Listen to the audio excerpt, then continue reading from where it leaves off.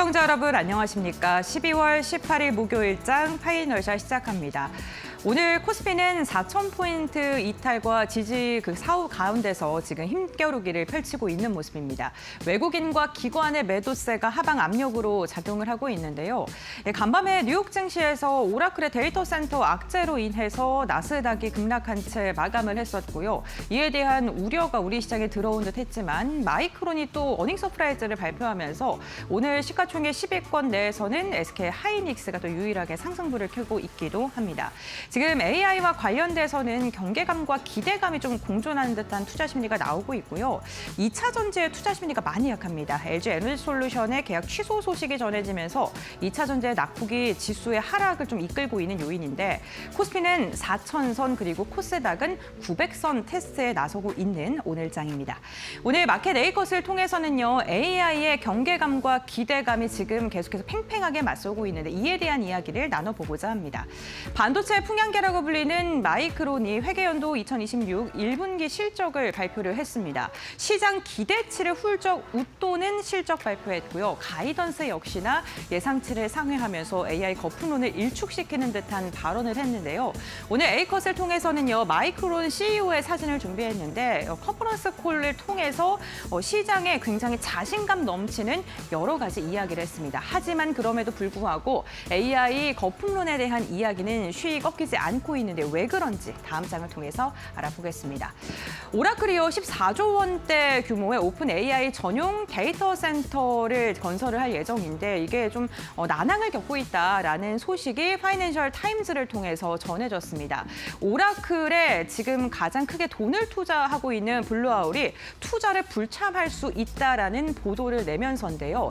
어떠한 프로젝트냐면요. 미시간주에 설립을 하려는 지금 데이터 센터인데 1기가와트급 오픈 AI 전용 데이터 센터라고 하고요. 우리나라 한화로 따졌을 때 한 14조 원 규모의 데이터 센터입니다. 이러한 보도에 대해서 오라클은 프로젝트를 계속 추진 중에 있다라고 발언을 했습니다만 시장에서는 이번 보도, 이 악재에 더 크게 반응을 하면서 오라클이 장중에 6%가 넘는 낙폭을 보이기도 했고요. 나스닥도 1% 이상 빠지면서 기술주가 전반적으로 약세를 보였습니다. 이 블루아울이라는 곳은요. 오라클 AI 인프라의 핵심 자금줄이라고 지금 불리고 있는데 여러 데이터 센터에 투자를 하고 있습니다. 그래서 오라클에게 임대를 내주는 임대 사업자라고 보시면 좋을 것 같은데 이곳이 지금 투자를 불참할 수 있다라는 이야기가 나온 겁니다. 그렇다면 왜 이러한 보도가 나온 걸까요? 지금 투자 난항의 원인을 보면 가장 큰 게요. 수익성이 악화됐다는 겁니다. 대출 기관들이 오라클이 빚을 내서 투자하는 이 부분이 재무 부담의 문제다라고 이야기를 했고 금리라던가 조건이 굉장히 악화된 것입니다. 결국에는 오라클의 부채가 급증한다는 게 지금 오라클 재정 상태의 문제로 이야기가 나오고 있는 건데요. 2024년에 780억 달러에 불과했던 부채가 현재는 1,000억 달러가 넘으면서 지금 1년 사이에 34%가 증가한 것으로 확인되고 있고요. 모건 스탠리는 2028년에 2,900억 달러까지 증가할 수 있다. 근데 지금 생각보다 실적이 이를 상쇄시킬 만큼 나오지 않고 있다는 거겠죠. 특히나 이 데이터 센터를 짓기 위해서 굉장히 큰 규모의 부지가 필요하지 않습니까? 임대차 계약 규모가 2,480억 달러로 3개월 만에 2.5배가량이 급증을 했는데 데이터 센터를 지어서 이걸로 수익을 내야 되는 오라클이 오히려 이 데이터 센터 확장에 대한 부담으로 부채가 증가하고 있다는 게 투자 심리의 악화 요인으로 지금 작용을 하고 있는 겁니다. 네, 그런데 그럼에도 불구하고 반도체 풍향계인 마이크론은요. 더블 어닝 서프라이즈를 기록했습니다. 먼저 1분기 실적 매출액이 136억 달러를 달성하면서 컨센서스를 상회한 건 물론이고요. 사상 최대치를 또다시 경신하는 데 성공을 했습니다. 주당 순이익 같은 경우에도 예상치를 크게 웃돈 것으로 확인되면서 시장을 놀라게 하는 실적을 발표했는데요. 여기서 그친 게 아니고요. 다음 분기의 가이던스도 시장 예상치를 훨씬 웃도는 가이던스를 제시했습니다. 매출액도 지금 1분기보다 훨씬 더 좋아질 거고 EPS 같은 경우 $8가 넘습니다. 컨센서스 대비 2배가량 증가한 것으로 확인이 되면서 실적과 가이던스 이 두 가지가 모두 다 시장 예상치를 웃도는 발표를 한 것이죠. HBM이 시장에 폭발적으로 성장을 하는 게 이 마이크론의 실적을 계속해서 이끌 요인으로 지금 판단이 되고 있는데요. 2025년 올해는 300억 달러에 불과했지만 28년에는 1,000억 달러까지 전망이 되고 있고요. 원래 이 1,000억 달러를 달성하기 위해서는 2030년이었는데 기존 전망 대비 2년가량 앞당겨지게 된 것입니다. 특히나 2028년 1,000억 달러의 시장이 달성하게 되면 HBM 시장이 현재 전체 D램 시장보다도 훨씬 더 커지게 되는 건데요. 이렇게 시간이 지날수록 HBM 시장이 성장한다는 건 HBM이 일시적, 단기적으로 그치는 유행이 아니라 구조적으로 D램 시장을 바꿀 수 있는 변화다라고 시장에서는 해석할 수밖에 없는 듯합니다. 네, 조금 더 자세히 살펴보니 그렇다면 HBM은 왜 다른 D램과 좀 차이가 있을까요? 우선 구조적으로 제약이 있다고 합니다. 웨이퍼를 투입하는 게 범용 D램 대비 한 3배가량 많은 양이라고 하고요. 클린룸이라던가 후공정 같은 경우에도 굉장히 고난도의 기술이 필요하기 때문에 병목 현상이 발생할 수 있고 그래서 많은 양을 갑자기 증설하거나 증액할 수는 없는 겁니다. 이렇게 단순히 증설을 할 수가 없는 구조다라고 바라봐 주시면 좋을 것 같고요. 그러니까 공급의 경직이 나타날 수밖에 없겠죠. 두 번째는 수요는 계속해서 지속적으로 증가하고 있다는 건데요. AI 성능을 좌우하는 요소가 결국에는 메모리의 대역폭 속도가 빨라지고 더 많은 양의 데이터를 정말 간편하고 빠르게 이렇게 처리를 하는 건데 결국에는 그게 HBM의 성능 차이라는 겁니다. 수요는 계속해서 늘어나고 있는데 공급은 경직되다 보니까 가격은 앞으로 지속적으로 상승할 수밖에 없고 그렇기 때문에 2028년에 1,000억 달러라는 시장까지 확장될 수밖에 없다라는 분석이 제기되고 있고요. 이로 인해 마이크론 실적에 대한 기대감, 국내에는 삼성전자, SK하이닉스까지 이어질 수 있을 듯합니다. 네, 마이크론이요. 그 기자회견을 통해서 여러 가지 이야기를 했는데 HBM4를 포함해서 HBM 계약을 2026년 내년도를 모두 다 완료했다라고 이야기를 했습니다. 옆쪽에는 마이크론의 HBM4 사진이 지금 떠 있고요. 컨퍼런스 콜에서 CEO가 한 내용들을 쭉 보게 된다면 모든 사업부의 이익률이 증가를 했고 내년에 연간 실적도 더 성장할 것이다 라면서 2분기 가이던스를 그렇게 제시를 했고요. HBM4를 포함해서 전체 HBM 계약을 완료했는데 수익성 부분을 보면요. 2분기에 매출 총 이익률의 약 68%가 지금 수익성이 잡히고 있고 D램과 낸드 마진이요. 무려 70%에 급증한다고 합니다. 그러면 EPS가 더 좋아질 수밖에 없고 이익 개선세라던가 증가율이 훨씬 더 급격하게 증가할 수밖에 없는 상황입니다. 고객사들은 지금 가격보다 물량을 확보를 하는 게 먼저라고 합니다. 비싸든 저렴하든 상관없이 물량을 최대한 많이 확보하려는 움직임이 나타나고 있는 건데 그를 통해서 마이크론이 지금 한 1년, 2년이 아니라 다년간의 계약을 물량과 수익성을 확보하고 있는 구조. 이게 결국에는 실적이 내년, 내후년, 28년까지 좋아질 수밖에 없는 이유이기도 합니다. 공급 부족이 26년 이후도 계속 지속될 것이다라는 자신감을 표출한 이유이기도 하겠죠. 네, 그래서 AI 시장에 대한 거품론이 계속 나오고 있는데 이건 조금 분리해서 봐야 될 것 같습니다. 인프라 쪽에 투자하는 곳이냐, 부품 쪽, 그러니까 HBM을 생산하는 기업이냐에 따라서 같은 AI 시장 성장세에서 수혜를 받을 수도 있고 피해를 받을 수도 있을 듯한데요.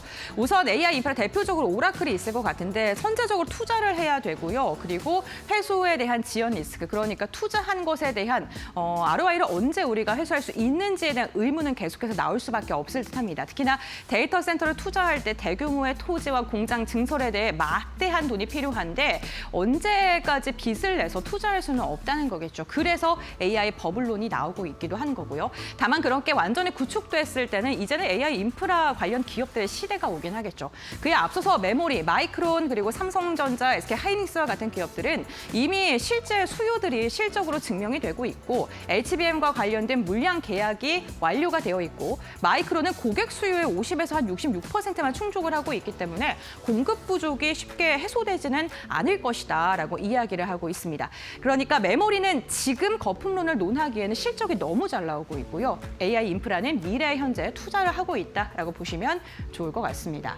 결국에는 마이크론 CEO가요. 메모리가 AI 성능을 좌우하는 전략적 자산이다라는 표현까지 했는데요. 지금 AI 모델이 고도화를 하기 위해서 전 세계 나라 측에서도 지금 많은 돈을 투자하고 있는데 결국에는 인지와 판단 성능을 높이기 위해서는 그 메모리 대역폭과 속도가 중요하다는 거겠죠. 그리고 적용 영역이요. 점점 더 다변화되고 있다는 겁니다. 데이터 센터는 물론이고 자율주행, 의료 진단을 할 때도 지금 AI가 사용이 되고 있고요. 디바이스도 고성능 디바이스를 사용하기 위해서는 AI 칩이 필수적으로 필요합니다. 이제는 AI 칩이 기본값인 시대가 다가왔기 때문에 전략 자산으로 평가를 받게 되는 거겠죠. 그러니까 AI 인프라는요, 투자 논쟁이 당분간 더 지속될 수는 있습니다만 미래를 위한 투자고요. 메모리 같은 경우는 오히려 공급 부족의 국면에서 실적의 성장세가 2028년까지 지속될 수 있다는 점, 인프라 투자 기업과 메모리 기업을 다르게 바라봐야 된다는 점 기억해 주시면 좋을 듯합니다. 네, 이렇게 마켓 A컷 마무리하도록 하고요. 그렇다면 이 시각 우리 시장 어떻게 움직이고 있는지 알아보도록 하겠습니다. 김주영 아나운서가 전해드립니다. 네, 시장 2시 10분 구간 지나가고 있습니다. 시장 흐름 같이 한번 체크해 보시죠. 현재 국내 증시는 조정 흐름이 나오고 있습니다. 장 초반 대비해서도 낙폭을 키운 모습 확인되고 있는데요. 오늘 마이크론이 실적을 발표했죠. 호실적을 내놨음에도 불구하고 시장에서는 오라클발 쇼크에 쏠리고 있는 모습들 확인되고 있습니다.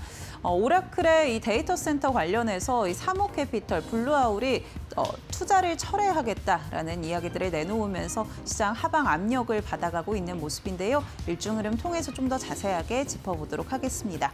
코스피 먼저 확인해 보시면은요. 코스피 오늘 일중 고점이 4,030포인트였는데요. 장중에 4,000선을 이탈하는 모습 확인되고 있습니다.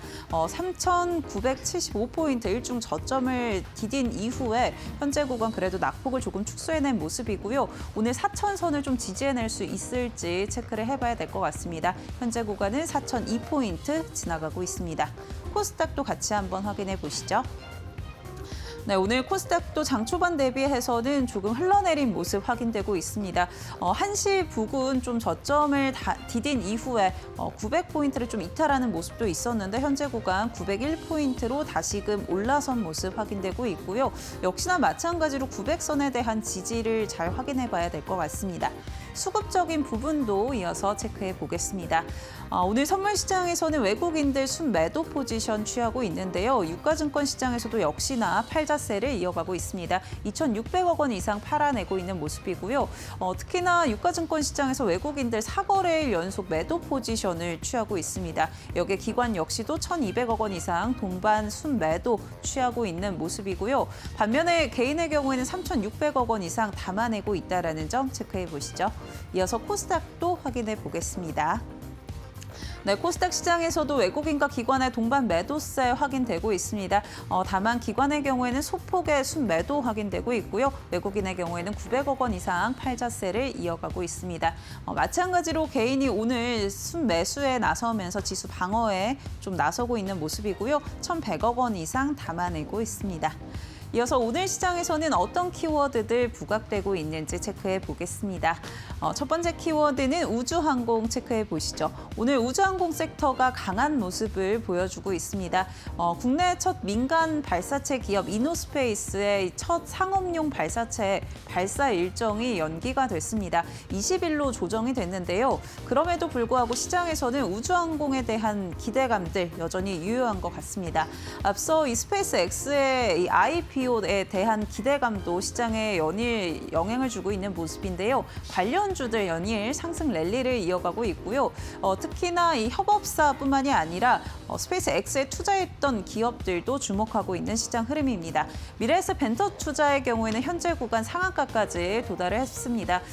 미래에셋 그룹이 2022년에 이미 스페이스 X에 3억 달러에 가까운 규모를 투자했는데요. 이에 대한 부분들 기대감으로 작용하고 있는 듯 하고요. 아주 IB 투자 역시 지분을 확보하고 있다는 점에서 부각되고 있습니다. 23% 급등, 이노스페이스 18% 강세 흐름 확인되고 있고요. HVM 16%, 스피어도 4%가량 상승하고 있습니다. 이어서 다음 키워드도 체크해 보시죠. 네, 다음 키워드는 2차 전지 확인되고 있습니다. LG 에너지 솔루션이 포드와 맺었던 이 배터리 공급 계약을 해지한다라고 전일 공시를 했습니다. 이에 따라 LG 에너지 솔루션뿐만이 아니라 2차 전지 전반적으로 동반 약세 흐름을 이어가고 있는데요. 9조 원가량의 계약 소식이었었는데 이 부분 2023년에 LG 에너지 솔루션의 매출액으로 따져봤을 때 28%가량을 차지하고 있기 때문에 우려감으로 작용하고 있는 모습이고요. 시장 전반적으로 2차 전지주들은 흔들리고 있습니다. 현재 흐름 같이 한번 확인해 보겠습니다. 현재 에코프로는 3.5%가량 조정 나오고 있고요. 포스코 퓨처엠도 6% 밀리고 있는 모습입니다. LG화학과 LNF 7%가량 빠지고 있고요. LG 에너지 솔루션의 경우에는 8.4%까지 조정이 이어지고 있다는 점 현재 구간 확인되고 있습니다. 네, 지금까지 시장 흐름 체크해 봤고요. 이어서 종목 파인더 통해서 종목별 특징도 확인해 보시죠. 네, 목요일에 파이널샷 함께하고 계십니다. 신민영입니다. 이어서 종목 파인더로 보다 자세한 종목별 이슈 짚어보고요. 투자 전략도 함께 정비해 보도록 하겠습니다. 오늘도 여러 가지 특징주들 한자리에 모아봤는데요. 첫 번째 특징주 바로 열어보겠습니다.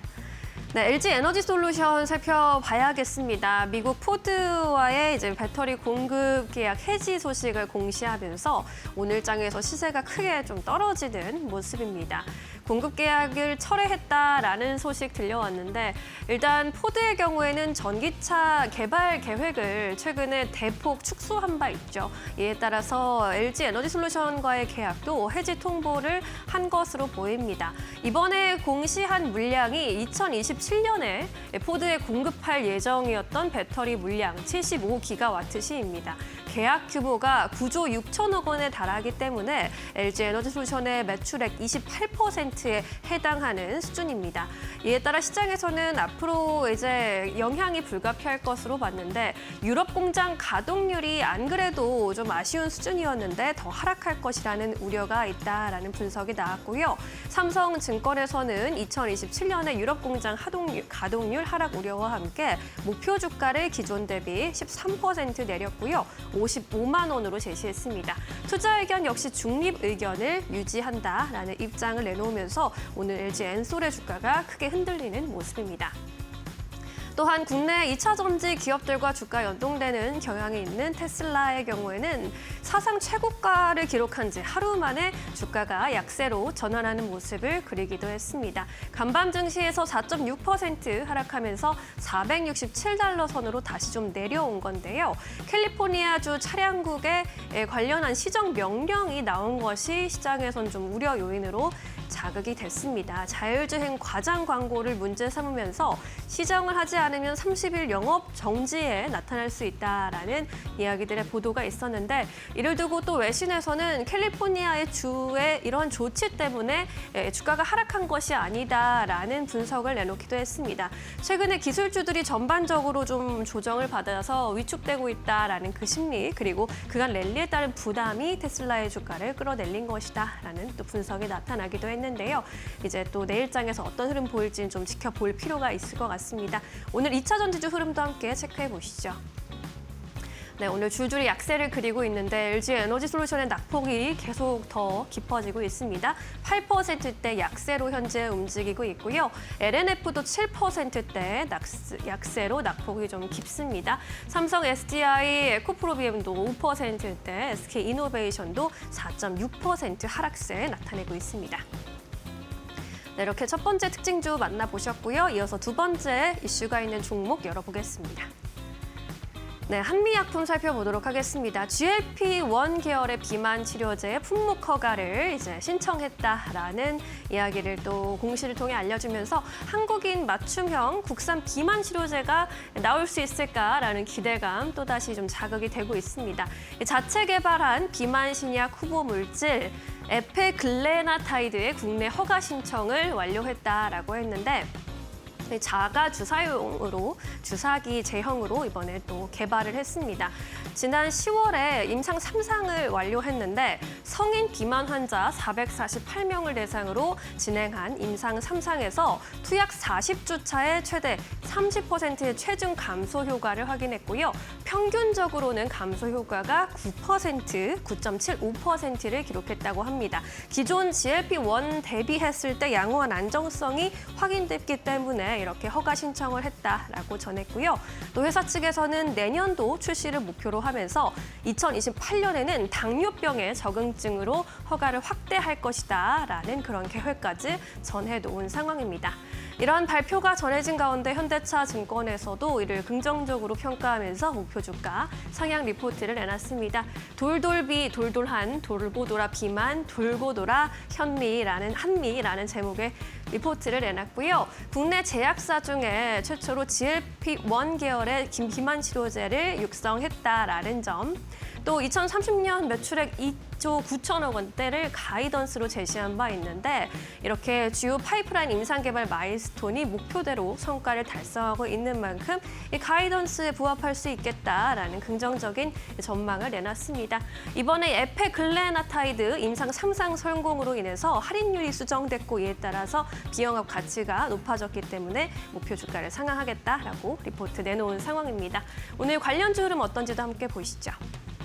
네, 비만 치료제 관련주 안에서 희비가 좀 엇갈리는 모습인데 한미약품이 1% 안팎의 오름세로 움직이고 있고요. D&D 파마텍도 오늘 2%대 오름세로 시장 대비 선방하고 있습니다. 인벤티질의 블루엠텍, 올릭스의 경우에는 오늘 조정 좀 받으면서 1에서 4%까지 낙폭을 나타내고 있습니다. 이렇게 비만 치료제 테마 좀 점검해봤고요. 이어서 이슈가 있는 세 번째 종목 열어보겠습니다. 네, 에르코스 살펴보도록 하겠습니다. 영유아에 기반으로 하는 식품 전문 기업인데 오늘도 관련 테마주들이 움직이면서 시장에서 주목을 받고 있습니다. 최근에 주도주가 좀 주춤하게 움직이고 있기 때문에 테마주들이 좀 기승을 부리는 분위기인데 대통령의 말 한마디의 주가가 널뛰기를 보이고 있기 때문에 추격 매수에 주의해야 한다라는 시장의 경고도 나타나고 있습니다. 최근에는 일단 카지노주가 좀 타격을 많이 받았는데 이재명 대통령이 외국인 카지노는 공공 영역에 내줘야 하고 민간은 특혜다라는 발언을 하면서 롯데 관광개발이나 파라다이스 같은 종목들이 좀 타격을 받은 바 있죠. 그리고 저출산주의 경우에는 아이를 낳는 것은 공익적 활동이라면서 국민연금의 출산 크레딧 관련해서 추가로 개선될 수 있는 가능성을 시사하기도 하면서 관련주 오늘 또 영향을 받고 있습니다. 탈모주도 최근에 계속 이제 언급이 됐는데 건강보험 적용 검토를 지시한 바 있죠. 어제장에서 탈모 관련주들이 좀 많이 뛰어오르면서 상한가를 기록한 종목들이 이렇게 4종목이나 있었습니다. 메타랩스의 경우 모발 이식 사업을 하고 있고 이노진과 티에스트릴리온도 어제 급하게 뛰어갔는데 치료제보다는 샴푸 관련주로 엮이고 있고요. 알리코 제약의 경우에는 탈모 치료 주사제로 또 알려져 있는 기업입니다. 이러한 기업들 가운데 오늘 티에스트릴리온 그리고 알리코 제약은 장중에 하락 전환하는 모습이 나타나기도 했고요. 건강보험 적용에 대해서 아직 구체적인 이야기가 나온 것이 아니고 테마는 테마라는 성격으로 바라보시는 것이 더 안전할 것 같습니다. 오늘 관련주의 경우에는 저출산 관련주들이 또 시세가 좀 나타나는 모습인데 앞서 언급해드린 에르코스가 13% 급등세 연출하고 있고요. 토박스 코리아가 1% 안팎의 오름세입니다. 웅진싱크빅, 아바하강 컴퍼니 그리고 꿈비의 경우에는 2% 정도 낙폭 키우고 있다는 점도 함께 확인해 보시죠. 네, 이렇게 오늘의 특징주들 함께 살펴보셨고요. 이어서 놓치지 말아야 할 종목들 전문가와 함께 점검해 보도록 하겠습니다. 이데일리 박근호 전문위원 함께합니다. 안녕하세요. 안녕하십니까. 네, 오늘은 위원님이 꼽아주신 특징주들 먼저 점검해 보겠습니다. 첫 번째 종목입니다. 네, 역시나 LG에너지솔루션 살펴보도록 하겠습니다.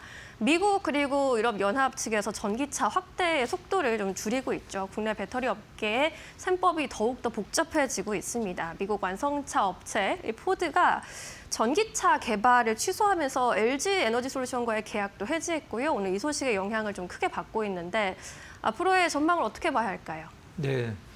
앞서서 이제 중요한 부분들은 이제 핵심적인 부분 브리핑을 좀 앵커께서 해주셨는데요. 내용 한번 좀 체크를 해보면서 조금 더 심도 있게 한번 좀 다뤄보도록 하겠습니다. 네. 내용은 오늘 뭐 전기차 관련주들, 뭐 배터리도 마찬가지고 세일을 갖고 계신 분들은 오늘 에너지 솔루션 관련돼서 뭐 누구보다 그 내용은 잘 알고 계실 거라고 생각을 하고 있는데요.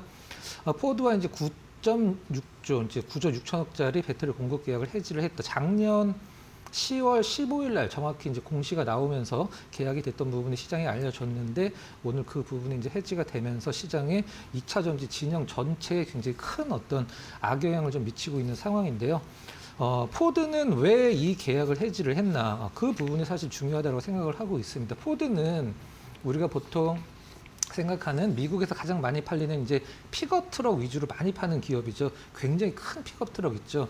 이제 그것과 관련돼서 이제 전기차 관련 모델도 하나 취소를 했고 이제 내연기관과 하이브리드 위주였었는데 전기차 쪽이 앞으로 이제 어떤 뭐 성장이나 이런 부분이 좀 힘들 거다라고 판단을 한 거죠.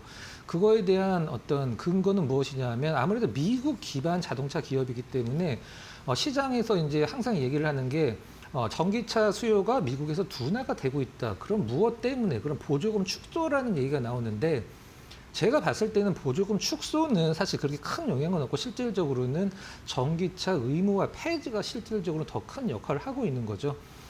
제가 항상 이제 전기차만 나오면은 이런 말씀을 꼭 드리는데 우리 전 세계 자동차 기업 중에 테슬라를 빼놓고 전기차를 만들고 싶어하는 자동차 회사는 아마 거의 없을 겁니다.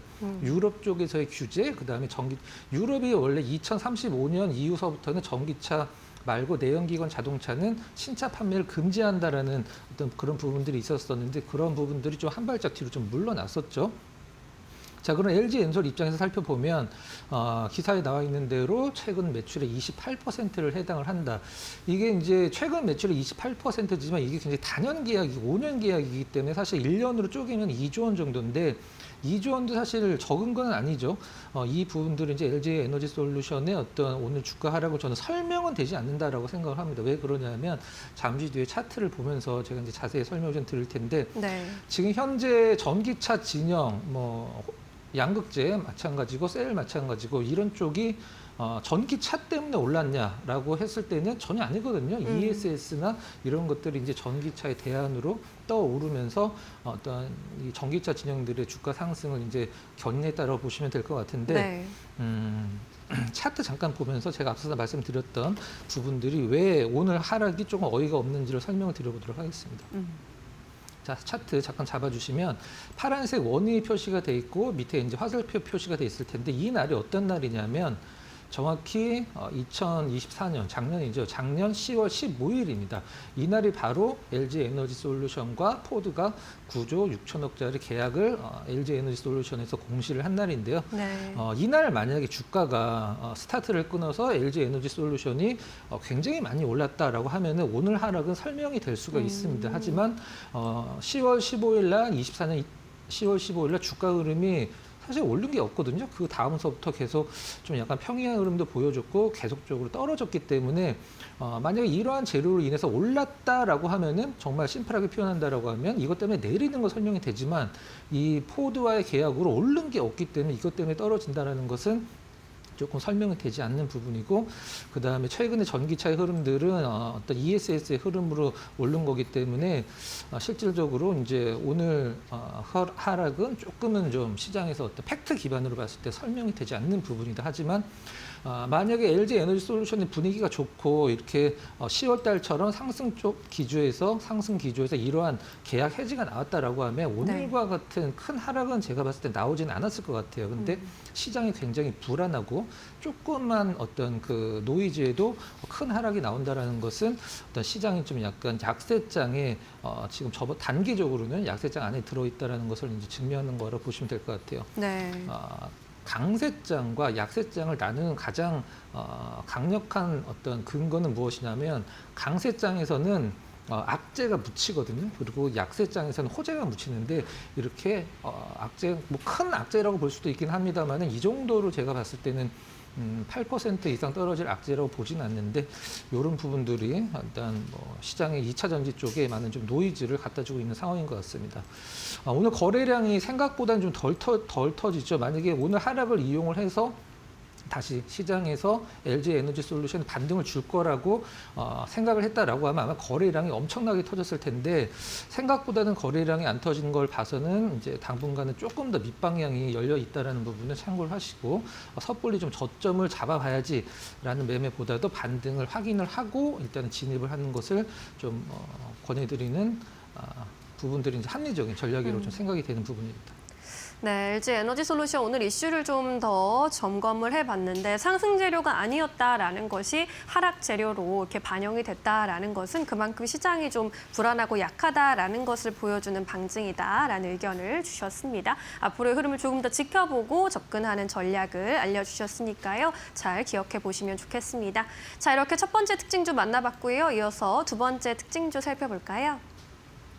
네, 현대무백스 살펴보도록 하겠습니다. 오늘로 5거래일 연속 상승세 이어가고 있고 오늘은 현재 구간 6% 이상 상승 움직임도 포착이 되고 있습니다. 물류 자동화 전문 기업으로 시장의 관심을 꾸준히 받아가고 있는데 앞으로의 전망 어떻게 볼 수 있겠습니까? 네, 현대무백스 이제 로봇 관련주로 분류가 돼서 일단 시장에서 지금 최근에 이제 가장 좋은 섹터가 로봇 관련주들이죠. 제가 이제 기업 이름은 말씀을 드리진 않을게요. 근데 현대무백스와 같이 거론이 되는 기업이 있는데 시가총액이 지금 1조 5천억 내외로 두 기업의 시가총액이 똑같습니다. 근데 한 기업은 매출이 300억에 흑자를 낸 적이 없어요. 계속 적자입니다. 매출이 300억. 근데 현대무백스 같은 경우는 매출이 한 3천억에 200~300억 정도 꾸준한 흑자를 내고 있는데 두 기업의 시가총액이 지금 1조 5천억 내외로 굉장히 좀 비슷하죠. 현대무백스의 주주분들 입장에서는 저 기업 매출이 10분의 1밖에 안 나오고 적자인데 우리 현대무백스와 시가총액이 똑같다라는 어떤 좀 약간 불합리한 부분들도 있는 게 바로 현대무백스인데 로봇 관련주로 분류되어 있는 기업들 중에 실적은 가장 좋죠. 현대무백스가 실질적으로 이제 우리가 보통 물류센터에서 보는 이제 물류 자동화를 해주는 부분들이 가장 크긴 합니다만은 우리가 보통 AGV, AMR이라고 해서 이제 바닥을 돌아다니면서 이제 어떤 물류를 이제 자동화 시켜주는 그런 로봇도 하기 때문에 이제 로봇 관련주로 분류가 되어 있는데요. 매출 구성을 보면 이제 물류 자동화가 한 70%가 좀 안 되는 부분이고 그 다음에 우리가 보통 하루에 한 번씩은 아마 두 번씩은 경험을 하실 텐데 출퇴근하시는 분들은 지하철 이제 승강장, 세이프티 도어 이 부분이 한 20%. 나머지니까 이제 IT 솔루션 부분인데 일단 물류 자동화 부분 제가 항상 현대무백스를 과거에 한번 관심주로 드리기도 했었고 이제 몇 번 정도 다뤄봤는데 가장 중요한 것은 현대무백스 입장에서는 뭐 쿠팡이나 아니면 뭐 이런 물류 기업들이 이 물류센터를 많이 만드는 게 가장 중요합니다. 실질적으로 쿠팡의 물류센터도 현대무백스가 지금 현재 담당을 하고 있는 부분이고 얼마 전에 이제 한국콜마죠. 한국콜마 이제 500억이 넘는 559억짜리 물류 자동화 설비도 공급 계약을 하긴 해서 실질적으로 이제 내년에 오히려 실적을 좀 더 기대를 할 수 있는 부분인데 우리 현대무백스 같은 기업들은 실적을 볼 때 먼저 무엇을 봐야 되냐면 수주 잔고가 가장 중요합니다. 이 현대무백스가 수주 잔고를 지금 얼마만큼 갖고 있느냐가 이제 다음 분기, 그 다음 해까지 이제 실적이 연결이 되기 때문에 그 부분이 중요한데 네. 정확히 이제 수주 잔고가 얼마다라고 이제 나와 있지는 않긴 합니다만 시장에서는 올해 이제 하반기에 수주 잔고가 좀 약간 회복이 되고 내년까지 이어진다라는 어떤 언론 보도가 좀 많이 나왔어요. 그렇기 때문에 실적만 본다라고 하면은 일단은 내년까지 어떤 실적 성장이 계속된다라고 보시면 될 것 같고 가장 긍정적인 부분은 사실 현대무백스가 이제 수출, 그러니까 해외 진출이죠. 해외 진출 쪽에서 우리가 보통 퀀텀 점프라고 얘기할 정도로 굉장히 크게 급성장을 하고 있는 부분을 수치로 확인을 할 수 있는데요. 24년도에 이제 헝가리 법인을 만들고 나서 해외 쪽 진출, 이제 수출이라고 표현해도 될 것 같은데 190억에서 한 880억까지 뭐 거의 한 4배 정도, 3배, 4배 정도 이제 해외 쪽 수출이 굉장히 늘었다는 부분 이제 참고하시면 될 것 같습니다. 네. 정리를 하면 이제 로봇 모멘텀도 끼어 있지만 실질적으로는 실적만 보더라도 일단은 올해 4분기 그다음에 내년까지 계속적으로 성장을 보여주고 있기 때문에 나름대로 견조한 좀 흐름을 예상을 할 수가 있겠습니다. 차트 잠깐 보면서 한번 좀 짚어보도록 하겠습니다. 최근에 시장 대비해서 만약 시장이 좋았으면 이런 이제 현대모백스의 최근의 흐름을 만족할 만한 부분들은 많지는 않으시겠습니다만 주주된 입장으로서 네. 시장이 이렇게 불안한데 이렇게 좀 안정적인 흐름을 보여주는구나라고 이제 안심을 할 수 있는 부분인데 수급적으로 봤을 때는 이제 파란색 선의 기관은 최근에 좀 약간 플랫한 흐름이죠. 12월 초에 매수가 들어오고 나서 최근에 특별히 매수가 들어오고 있지는 않습니다만 가장 긍정적인 부분은 매도가 거의 다 빠져 있는, 그러니까 우리가 보통 오버행위라고 얘기를 하는 나올 수 있는 물량이 거의 다 팔았기 때문에 외국인들 같은 경우에는 앞으로 매수로 전환이 된다라고 하면 로봇 테마, 그다음에 실적으로 26년도 4분기, 그다음에 내년 상반기까지 흐름을 한번 긍정적으로 좀 볼 필요성이 있는 종목 중에 하나다. 이렇게 말씀드리도록 하겠습니다. 네, 그동안의 흐름도 좋았지만 앞으로도 실적 성장세 나타날 것으로 또 전망을 해주셨습니다. 잘 참고해 보시기 바라겠고요. 이어서 오늘의 포착 종목 여쭤보도록 하겠습니다. 오늘은 어떤 종목 살펴볼까요? 네, 오늘 FST를 한번 좀 준비를 했습니다. 네. 자, 오늘 밤 사이에 이제 마이크론 호재가 우리나라 반도체 진영 쪽에 이제 어떤 주가 흐름을 견인을 하지는 못하고 있는 상황인데요. 그 안에서 반도체가 오늘 안 좋은데 FST가 반도체 진영 쪽에서 눈에 띄는 흐름을 보여주고 있다는 것은 특별한 이유가 있다라고 생각을 하고 있고요. 그 이유를 한번 체크를 해보도록 하겠습니다. 네. 우리가 시장에서 이제 뭐 주식시장도 마찬가지고 운동선수도 마찬가지고 모든 부분에서 라이벌이 있다라는 것은 그 굉장히 좋은 거죠. 서로 이제 어떤 연구 개발이나 기술을 이제 발전시키는데 어떤 서로 힘이 되니까 FST는 SNS텍이라는 기업과 이제 경쟁을 하는 기업이죠. 이제 펠리클이라는 부분과 관련돼서 삼성전자가 두 기업에 모두 투자도 하고 이제 기술 개발도 같이 하는데 일단은 EUV 이제 극자외선 부분에서 FST가 조금 더 앞서 나가는 듯한 모습을 보여주고 있는데요. 포토마스크 이제 펠리클 전문 기업이죠. 이제 온도 제어 장치도 만들기는 합니다만은 이 펠리클이 무엇이냐면 정말 간단히 설명드리면 하나에 한 3억 정도 되는 이제 포토 마스크, 한마디로 이제 반도체 설계도라고 부르면 될 것 같습니다. 이 반도체 설계도가 그려져 있는 포토 마스크 하나에 한 장이죠. 한 장에 3억 정도 하는데 너무 비싸니까 그걸 보호해주는 보호 장치가 필요하죠. 일단 과거에 어떤 DUV라고 얘기하는 심자외선 같은 경우는 한 장에 이제 몇 천만 원 정도 했었었는데 이 펠리클이 EUV 공정으로 넘어오면서 이제 비싸져 한 장에 한 1억 정도 하죠.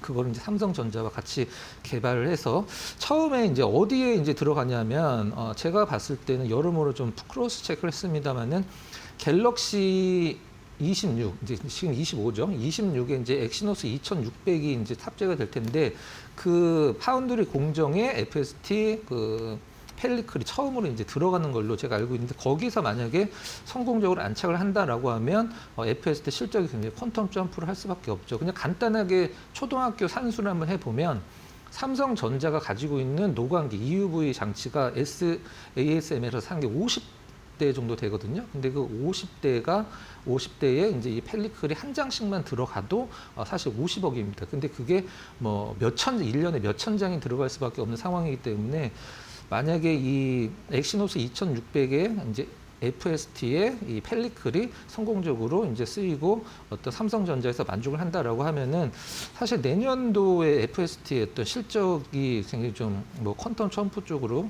담보가 되지 않나라는 생각을 좀 하고 있는 부분입니다. 정리를 좀 하면 EUV 그 펠리클 쪽에서 라이벌 기업보다 조금 더 한 발 좀 앞서가는 느낌을 시장에서 주고 있고 시장에서 성공적으로 안정적으로 안착을 한다라고 하면 지금 자리는 상당히 좀 좋은 자리가 아닌가라는 생각을 좀 하고 있습니다. 네. 차트 보면서 가격적인 전략을 한번 좀 말씀드려 보도록 할게요.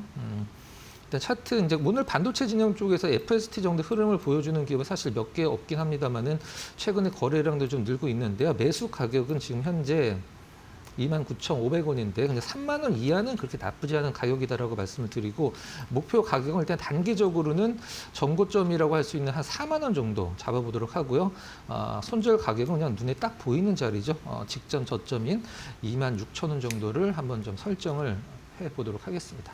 네, 오늘의 포착 종목 FST로 살펴봤습니다. 가격 전략까지 꼼꼼하게 챙겨가 보시기 바랍니다. 오늘 여기까지 이야기 들을게요. 고맙습니다.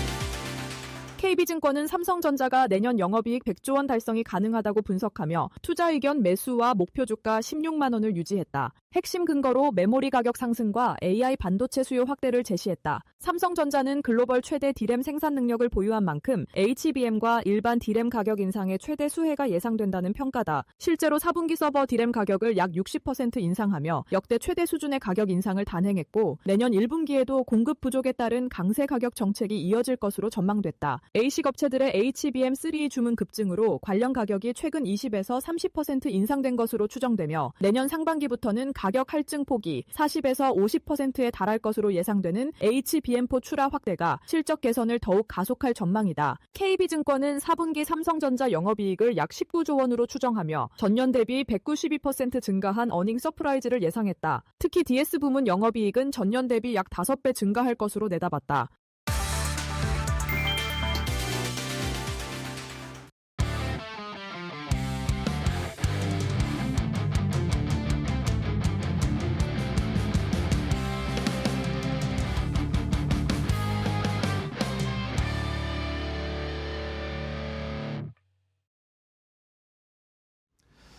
자, 코스피 5천 시대를 준비하는 말로 없는 쏘아 올릴 수 있을 만한 좋은 업종들을 골라드립니다. 4번 타자 업종과 종목들 소개해드리는 이재선의 말로 없는 시즌2.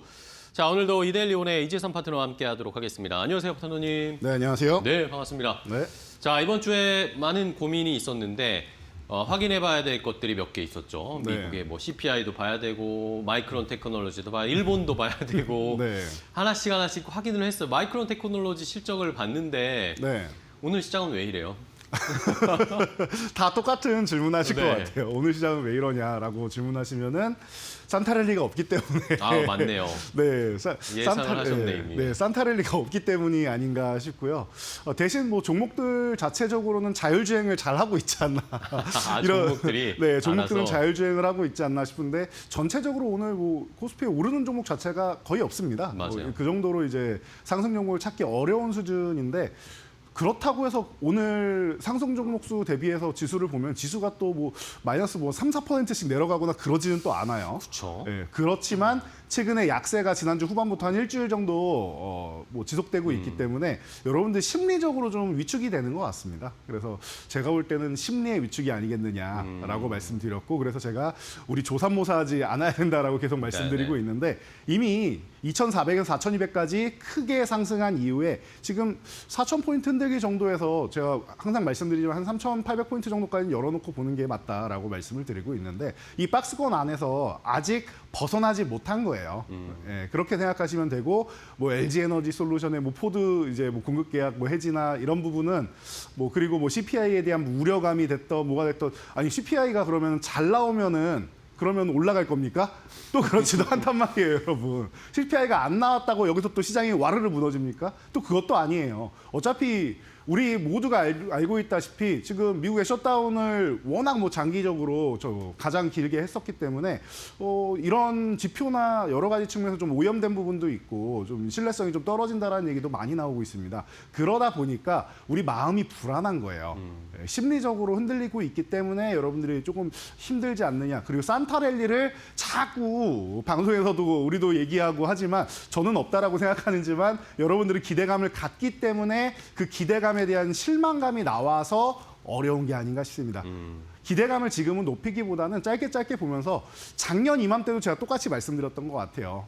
내년을 보면 된다라고 생각하시면 될 것 같고 제가 기억하기로 작년 12월 18일 날 이 말로 없는 시즌 1에서 제가 레인보우 로보틱스를 말씀드리면서 올해 굉장히 로봇주가 좋을 겁니다. 아마 핵심적으로 갈 텐데 작년에는 로봇이 너무 안 좋았단 말이에요. 그래서 우리가 지금 안 좋다라고 해서 힘들어하지 말고 내년을 봅시다라고 말씀을 드렸는데 네. 올해 로봇주 좋았고 내년까지도 좀 긍정적일 거라는 거 알고 계시죠? 내년에는 뭐 오늘은 이제 2차 전지주가 안 좋지만 내년에 2차 전지주도 좋을 것 같고 좋은 섹터들이 많을 것 같아요. 그래서 제가 뭐 반바지 보시 이바봇이나 조방원이 계속 말씀드리지만 성장주는 이바봇이라고 제가 압축을 해드렸는데 성장주 중심으로 보실 분들은 이렇게 보시면 되고 그리고 마이크론 실적 잘 나왔다고 정확하게 찝어주셨는데 그러면은 SK하이닉스랑 삼성전자는 더 잘 나오게 돼 있습니다. 그러니까 예, 우리나라의 이 IT 투톱 내년에는 영업이익을 둘이 합쳐서 200조 원을 넘을 거다라는 얘기까지도 나오고 있는데 뭐 얘기가 아니라 거의 기정사실화로 받아들이고 있어요, 시장 자체가. 그런데 그런 거에 대비해서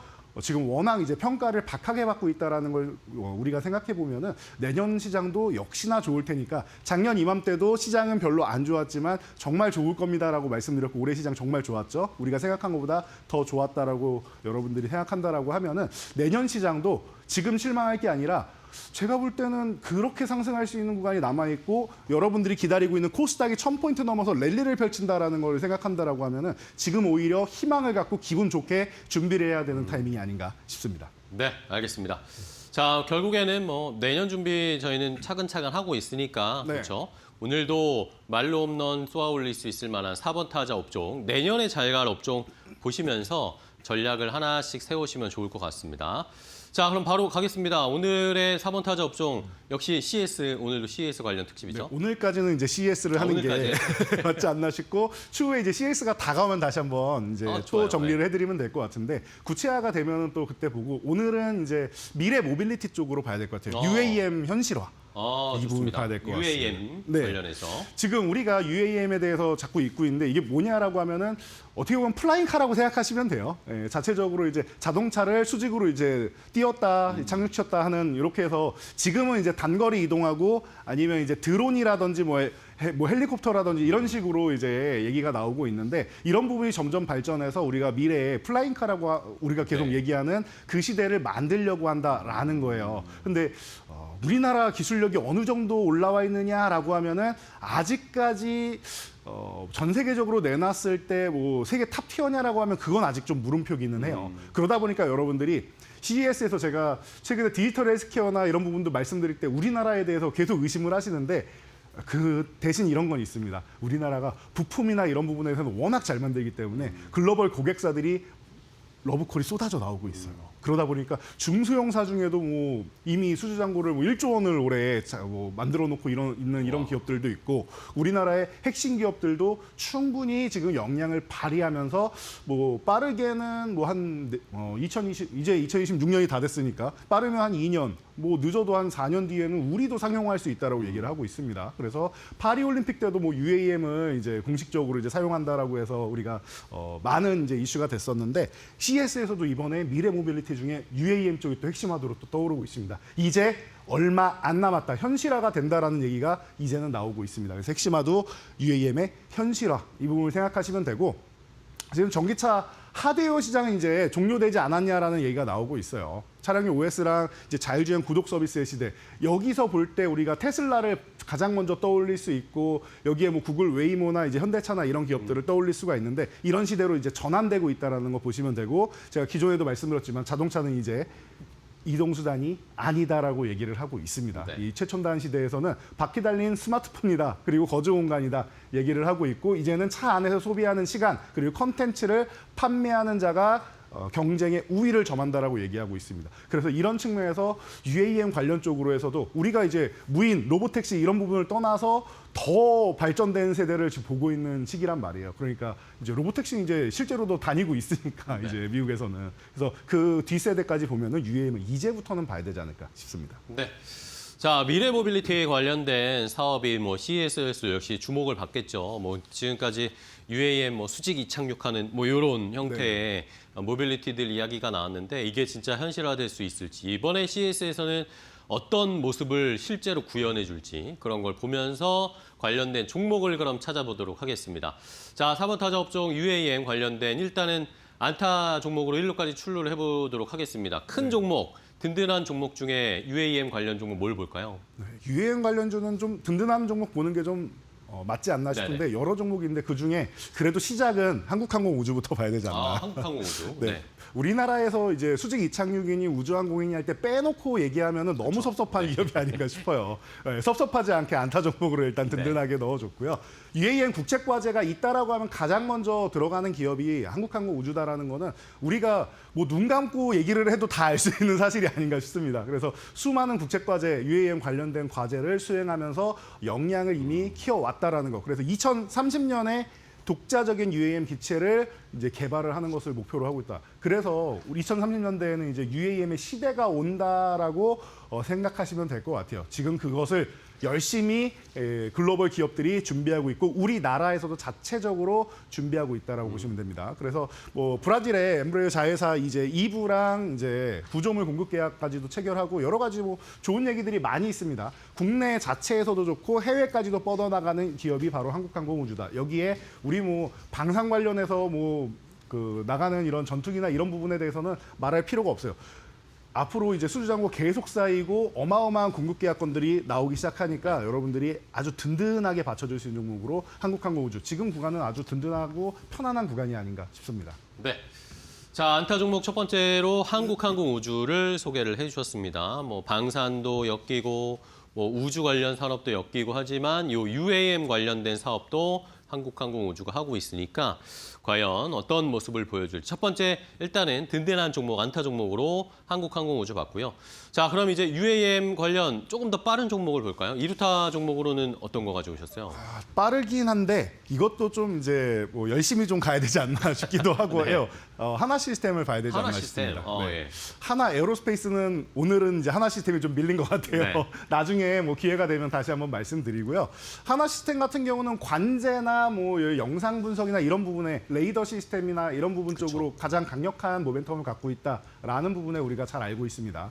제가 계속 말씀드리지만 UAM이나 이런 부분이 무인 드론 같은 경우 잘 개발하는 업체들하고 연관이 깊어요. 그러다 보니까 하나 시스템이나 에라이지 넥슨이나 이런 기업들을 우리가 바로 떠올릴 수가 있는데 그렇기 때문에 하나 시스템의 이 기술력에 대해서 이 관제 통신 시스템에 대한 이런 부분에 대해서는 우리가 기본적으로 살펴보고 가야 되지 않나 싶습니다. 그리고 통신이나 이런 부분 관련이 있다 보니까 SK텔레콤이나 한국공항공사 이런 KUAM 드림팀에도 참여가 돼 있는 기업이죠. 그래서 이제 고도화된 이제 항공전자 시스템을 방산뿐만 아니라 앞으로 미래 모빌리티 쪽에도 이제 기술 융합을 할 수 있다라는 측면에서 여러분들이 관심을 가져야 되지 않나 싶습니다. 뭐 오버웨어부터 시작해서 여러 곳하고 하나그룹 같은 경우에는 M&A도 열심히 잘하고 있고 사실 뭐 세트레가이도 또 인수하고 뭐 여러 가지 역할을 많이 하고 있지 않습니까? 그래서 우주로도 가고 방산도 하고 또 미래 모빌리티 산업도 하고 굉장히 발빠르게 움직이고 있고 어떻게 보면 정말로 이제 우리나라의 산업의 핵심 축을 담당하고 있었는데 이제 그 역할이 더 커지고 있는 것 같습니다. 하나 시스템 이루타 종목으로 보기에 무겁지 않냐라고 생각할 수 있는데 여러분 올해 방산주 올라오는 거 보면은 하나 에어로스페이스도 20만 원대부터 해서 지금 100만 원을 넘어가는 이런 시장입니다. 하나 시스템 결코 느리지 않다라고 자신 있게 말씀드리도록 하겠습니다. 네. 자, 이루타 종목으로는 한화 시스템을 소개를 해주셨습니다. 한화그룹도 뭐 신사업 여러 가지를 얘기를 많이 하면서 이런 이제 항공 쪽으로도 관심을 많이 갖고 있더라고요. 말씀해주신 것처럼 UAM 관련해서도 K 드림팀에 함께 참여하고 있는 한화그룹주 중에 한화 시스템 함께 체크해봤고요. 자, 그럼 이제 호타존족 멀리도 가면서 빠르게 갈 수 있을 UAM 쪽의 삼루타 종목은 뭘 볼까요? 네, 요즘에 자꾸 언급이 되고 있는 종목인데 뭐죠? 현대차입니다. 아, 현대차요? 현대차 봐야죠. 현대차 빼고 가면 또 우리 또 섭섭하지 않겠습니까? 자동차 그래야죠. 예, 자동차 기업인데 우리를 빼고 가면 안 된다라고 얘기하고 그렇죠. 있는 기업인데 UAM 기체나 뭐 이런 부분에 대해서 과거부터 여러 가지 M&A를 통하고 자체적으로 기술을 개발하고 하면서 수직 이착륙 쪽으로 제가 본지 이제 한 6, 7년 된 것 같아요. 그때부터 기술력을 가지고 우리는 할 수 있다 계속 얘기했었는데 쉽지는 않네라고 계속 얘기를 했었거든요. 근데 이제는 현실화가 조금 되어 가고 있는 것 같아요. 그래서 뭐 현대차 같은 경우도 이제 KT 대한항공이랑 컨소시엄 구성해서 지금 계속 이제 개발을 진행을 하고 있고 그리고 2019년 뭐 제가 한 6년 된 것 같다 말씀드렸는데 2019년부터 해서 전담 부서를 이제 신설해가지고 독자적인 개발을 이루어 나가고 있습니다. 한국항공우주보다 조금 더 빨리 우리는 해내겠다라고 얘기하고 있어요. 역시 테슬라의 경쟁자답게 2028년에 이제 UAM 상용화를 목표로 하고 있다라고 하는데 그때 뭐 어떻게 보면 컨셉카식으로라도 잘 나와가지고 이렇게 잘 운행할 수 있습니다 정도만 나와도 충분히 좋을 것 같아요. 양산은 뭐 그 뒤가 된다 하더라도. 그래서 2028년이면 사실 이제 2년 정도밖에 안 남은 겁니다. 얼마 남지 않았다라는 거 생각하시고 현대차 요즘에 계속 회자되고 있는 게 이 로보틱스 쪽 아니겠습니까? 네. 로보틱스, 뭐 수소 에너지 뭐 등등 해서 미래 모빌리티 전략에 우리나라 시장에서는 이제 한 몸에 받고 있는 기업이다라고 생각하시면 돼요. 과거에 뭐 이제 영화나 이런 데도 나왔던 자동차가 로봇으로 변신하는 그런 시대가 뭐 상상으로만 돼 있던 것들이 뭐 현실화가 될 수도 있지 않을까 싶은데 그런 부분에서 이제 로보틱스랑 이제 자동차랑도 88% 부품이 뭐 호환된다라는 얘기도 있으니까 이런 부분에서 또 앞서 나가면서 UAM까지 발전해 나가는 이 현대차의 모습 앞으로 꾸준하게 성장하면서 현대차가 저는 100만 원 넘어가는 것까지 한번 기대해 보도록 하겠습니다. 네, 알겠습니다. 현대차 100만 원을 함께 기원을 해보면서 뭐 포트폴리오는 너무나 다양하게 신사업 쪽으로 잘 세팅을 해 나가고 있죠. 여기에 UAM도 분명히 한 축을 담당할 수 있을 거다. 현대차 3루타 종목으로 확인을 해봤습니다. 자, 그럼 이제 말로 없는 종목 보기 전에 저희 그동안 알려드렸던 말로 없는 종목의 랭킹 또 1위부터 10위까지 체크 좀 해보고 갈까요? 네, 랭킹의 변화는 없습니다. 시장이 안 좋을 때는 랭킹 변화가 사실 그렇게 네네. 현란하게 있지는 않아요. 대신 제가 말씀드렸듯이 12월은 연말까지 가면은 종목별로 움직이는 이런 구간이 나오기 때문에 뭐 제가 볼 때는 내일도 좀 변화가 있을 수 있고 아니면 다음 주에도 또 변화가 있을 수 있습니다. 최근에 에코프로가 이렇게 열심히 치고 올라오면서 네. 한번 순위 변동을 강력하게 만들어 놓고 휴식 취하러 갔단 말이에요. 나머지 종목들도 휴식을 취하러 갔습니다. 네네. 레인보우 로보틱스도 거의 올라왔고 LS 일렉트릭도 거의 정고점 왔다가 쉬고 있고 D&D 파마텍은 뭐 다시금 뭐 힘내주고 있고 이런데 그렇게 휴식 취하러 간 종목들 뭐 첫 페이지는 많이 있는 것 같고 두 번째 페이지로 넘어가면은 이미 휴식을 취하고 이제 다시금 올라오기 시작하는 종목들이 조금 보이고 있어요. SAMG 엔터 같은 경우 이제 힘을 다시 한번 내려고 하고 있고 SKC도 호시탐탐 노리고 있습니다. CES는 나의 무대. 올해 같은 경우 얼마나 좋았습니까? 그렇게 호시탐탐 노리고 있고 오늘도 그렇고 하나그룹 얘기 계속 나오고 있는데 하나 지주사가 못 가면 그것 또한 섭섭하지 않을까 싶습니다. 하나그룹 같은 경우도 이제 바닥권에서 이제 다시 한번 다지면서 올라오려고 준비하고 있으니까 요 종목들 뭐 꾸준하게 이제 쉬고 있으면 다시 올라오시다 보시고 뒤에서 지금 이제 대기하고 있는 종목들도 여러분들이 기대 많이 해주시고 응원해 주시면 이 순위 변동에 도움이 많이 될 것 같습니다. 네, 알겠습니다. 자, 이번 주까지는 일단은 뭐 순위 변동은 없는 상황이고 계속해서 다음 타자들 또 다음에 올라올 종목들이 움직이고 있다는 거 밑에서 자, 그러면 이제 오늘의 말로 없는 종목을 확인을 해볼까요? UAM 관련된 CES에서 UAM에 관련된 어떤 언급들이 나올지 여기에 따라서 골라볼 말로 없는 종목 가장 유망하게 보시는 종목은 뭐예요? 이 종목이 가장 유망하다라고 하면 앞에 있는 세 종목도 못지않아서 좀 든든한 종목들이고 네. 이번에는 여러분들이 너무 든든한 종목만 소개해드리는 것 같아서 가벼운 종목을 한번 선정을 해봤습니다. 바로 캠코아 에어로스페이스. 캠코아 에어로스페이스. 네, 생소하신 분들도 있고 이 종목 나 최근에 많이 들어봤어 하시는 분들도 있으실 거예요. 이 기업이 이제 UAM 부품이나 뭐 복합재, 그러니까 우주항공 쪽이고 방산 쪽이고 이 정도로 보시면 됩니다. 네네. 그래서 캠코아 에어로스페이스 같은 경우는 사실 이 스페이스X에 공급하면서 이제 작년부터 해서 또 다시 한번 이제 떠오르고 있는 기업인데 지금 뭐 공장이 뭐 1공장, 2공장 계속 이제 성공을 하고 이제 양산을 시작하고 미국에서도 이제 주문이 너무 많이 들어와가지고 보잉, 에어버스, 뭐 로키드 마틴, 스페이스X 다 고객사로 갖고 있습니다. 이 기업이. 그러다 보니까 미국에도 현지 공장을 지금 짓고 있어요. 그래서 미국에서 자체적으로 생산하라고 미국에서 생산하라고 계속 얘기하는데 그 부분에 있어서도 이 기업이 더욱더 수혜를 받을 수 있지 않을까 싶은 기업입니다. 그래서 네. 지금 뭐 우주항공 같은 경우도 최근에 계속 이슈가 나오면서 예쁘게 좀 움직이고 있는데 UAM까지도 이제 슬슬 얘기가 나온다라고 하면은 내년부터 이제 정말로 글로벌 시장에선 가시화가 되고 있으니까요. 그러면은 캠코아 에어로스페이스의 이 수주장고 올해만 해도 거의 뭐 1조 원 넘어가지 않겠느냐라고 계속 얘기가 나오고 있는데 이런 수주장고를 그 이상으로 끌어올릴 수 있는 기업이 아닌가 싶습니다. 앞으로 더욱더 많은 기업들이 찾아낼 것 같아요. 이 기업을. 그렇다라고 하면은 뭐 여기저기서 뭐 하나 자산운용에서도 ETF에 UAM ETF가 있는데 여기에도 포함돼 있고 현재까지 뭐 4대의 UAM 완제기도 공급을 하고 뭐 독일에도 파트너사가 있고 전 세계에서 다 원하는 기술력을 가지고 있어요. 이런 기술력 있는 기업들을 여러분들이 보셔야 되지 않나 싶습니다. 수주장고 쌓이고 있으니까 그 부분이 매출로 이제 찍힐 거고요. 대응 전략은 간단하게 보도록 네네. 하겠습니다. 제가 분명히 요거를 보낼 때까지 11,000원 뭐 초반 이랬었는데 네, 지금 튀었어요. 예, 방송을 들어올 때 보니까 한 거의 12,000원 가까이 올라와 네. 있더라고요. 괜찮습니다. 저 원래 12,000원 이하면은 괜찮습니다라고 말씀드리려고 했는데 오히려 오늘 12,000원 넘어가주면 더 좋은 것 같아요, 저는. 12,000원을 넘어가는 구간이 제일 중요한 구간이고 기존에도 계속 이 12,000원만 오면 저항을 받던 구간이었는데 오히려 넘어가지고 오늘 거래대금 폭발했습니다, 이미. 그렇다라고 하면 지금 구간이 오늘 같은 경우가 매수 타이밍으로 너무나도 좋은 것 같아요. 많이 오르긴 했지만 12,000원 구간 흔들어도 좋고 오늘부터 해서 분할로 천천히 좀 잡아가는 전략을 취한다라고 하면은 여러분들이 아주 편안하게 볼 수 있지 않을까 싶습니다. 그래서 이렇게 보시고 1차적으로는 14,000원까지가 있고 2차적으로는 18,000원까지 보시면서 여러분들이 말로 홈런까지 응원해 주신다라고 하면은 KUAM의 자존심 세워줄 수 있지 않을까 싶습니다. 네, 알겠습니다. 자, 이렇게 말로 없는 종목으로는 캔코와 에어로스페이스를 선정을 해드렸습니다. 우주 관련 산업도 연관되어 있고 UAM 쪽도 연관되어 있어서 오늘 또 뭐 우주와 스페이스X 관련해가지고 다 같이 튀어 오르니까 함께 올랐는데 네. 오히려 이 자리도 괜찮다라는 의견 주셨으니까요. 잘 한번 참고를 해보시기 바랍니다. 자, 오늘 또 이재선 파트너와 함께 했습니다. CES 특집을 오늘까지는 일단 네. 마무리를 하겠고요. 이제 또 바로 유튜브 라이브 하러 가셔야죠. 네.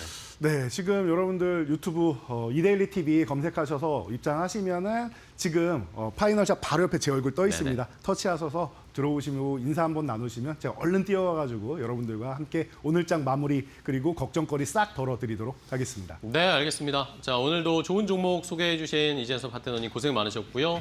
내일 또 뵙도록 하겠습니다. 고생 많으셨어요. 감사합니다. 고맙습니다.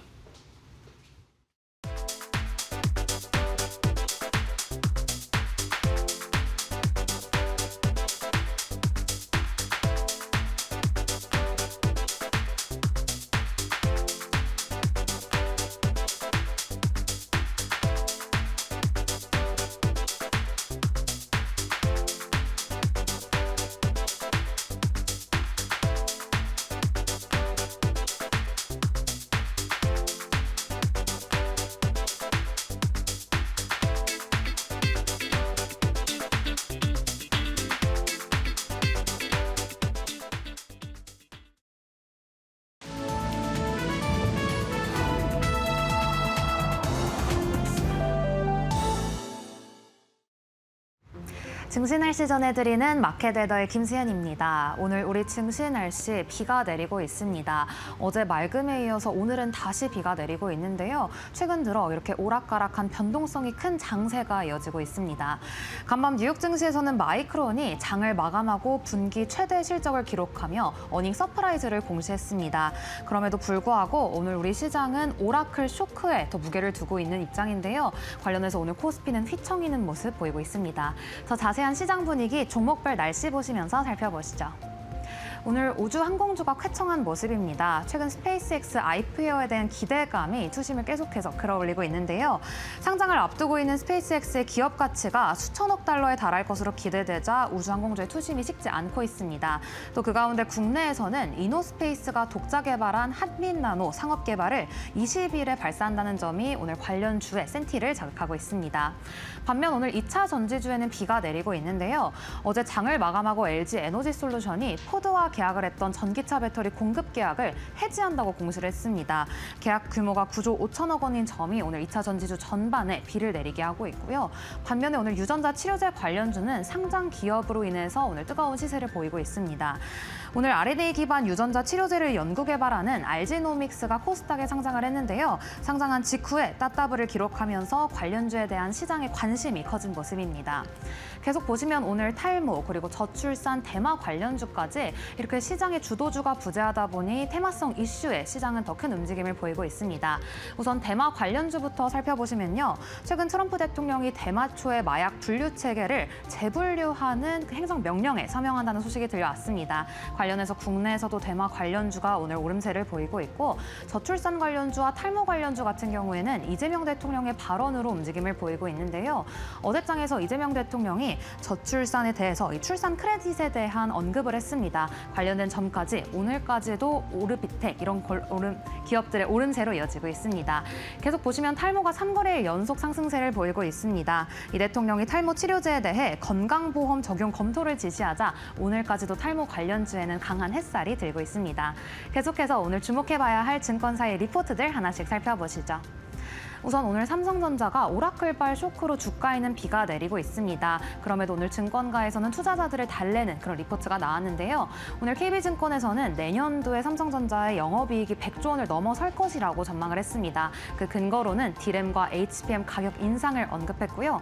다음 보실 기업은 두산입니다. 오늘 주가에는 비가 내리고 있는데 오늘 메리츠증권에서 최근 SK실트론 인수 우선 협상 대상자 선정과 관련해서 단기 조정은 불가피하지만 그럼에도 중장기 관점에서는 기업 가치 제고 이벤트라고 언급을 했습니다. 이어서 보실 기업이 한미약품입니다. 오늘 주가에는 햇살이 들고 있는데요. 어제 애프터마켓에서 국내 첫 GLP-1 비만 치료제에 대해 식약처에 허가 신청을 냈습니다. 애프터마켓에서부터 좋은 시세를 보였던 한미약품, 오늘 증권가에서는 돌고돌아 비만, 돌고돌아 한미라는 제목의 리포트를 낸 점 확인이 됐고요. 이에 목표가도 기존 40만 원에서 55만 원으로 상향 조정했습니다. 오늘 특징적인 종목들 날씨도 살펴보겠습니다. 우선 앞서 말씀드렸던 것처럼 오늘 RG노믹스가 상장 첫날 따따블을 기록하면서 폭염같이 뜨거운 데뷔전을 치렀고요. 미래에셋 벤처투자도 어제 애프터마켓에서부터 오늘 정규장까지 시세가 좋습니다. 스페이스X가 상장 추진을 공식화하면서 일찍이 수천억 원대의 투자를 감행했다는 사실이 부각되면서 오늘 주가에는 강한 햇살이 들고 있는데요. 시장에서는 최대 10배 이상의 차익을 낼 것이라고 예상하고 있습니다.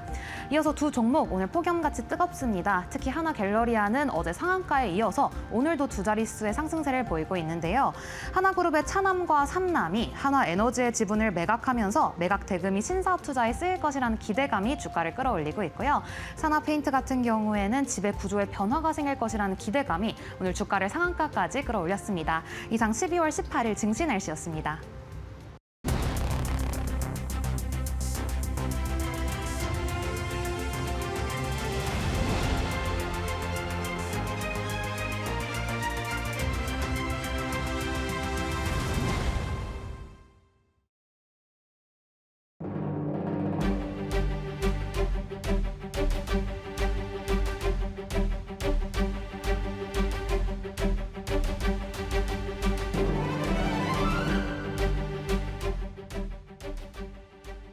네, 업종 진단 시간으로 이어가 보겠습니다. 오늘도 우리 시장에 큰 이슈가 있는 업종을 보다 더 심도 있게 들여다보는 시간으로 진행을 하겠습니다. 오늘 2차 전지에 대한 이야기 나눠보고자 하고요. 파이낸셜 리서치의 박철순 대표와 함께합니다.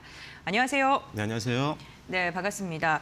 오늘 우리 시장에서 가장 큰 낙폭을 보이고 있는 대형 섹터를 보게 된다면 2차 전지 기업들인 것 같습니다. LG 에너지 솔루션의 악재가 나오면서 크게 좀 충격을 받고 있는 모습인데 포드와 한 9조 6천억 원 규모 배터리 공급 계약이 있었는데 이게 취소가 된다라는 소식이 전해지면서 투자 심리가 크게 위축되는 모습입니다. 대표님이 보시기에는 이번 배터리 공급 계약 해지가요. 단기적인 이슈에 그치가 아니면 전기차 시장 전반적인 구조적 변화라고 봐야 될까요? 이게 지금 단순히 포드와 LG 에너지 솔루션만의 문제는 아닐 것 같고요. 네. 조금 확대될 가능성은 있다. 그래서 다른 이제 배터리 셀 기업들 같은 경우도 취소가 될 수 있는 가능성이 있거나 아니면 뭐 약간 계약 조건이 좀 축소될 수 있는 그런 가능성이 있다라고 보여집니다. 일단 지금 대외적인 환경이 조금 악화되고 있는 부분들이 분명히 있는데 가장 이제 문제가 되고 있는 것들은 역시나 가장 이 전기차 시장 중에 큰 나라죠. 미국 시장에서 이제 보조금이라든지 이런 것들에 대한 지원이 이제 끝났기 때문에 판매량이 당연히 줄 수밖에 없겠죠. 네. 그래서 기존에는 사실 이거를 감안하지 않고 사실 미국 시장에 더 많이 팔려고 했기 때문에 배터리를 미리 장기 공급 계약을 해놓은 다음에 그다음에 완성차를 만들려고 했던 많은 완성차 기업들이 이제는 이 전략을 재조정할 수밖에 없는 그런 상황인 것 같습니다.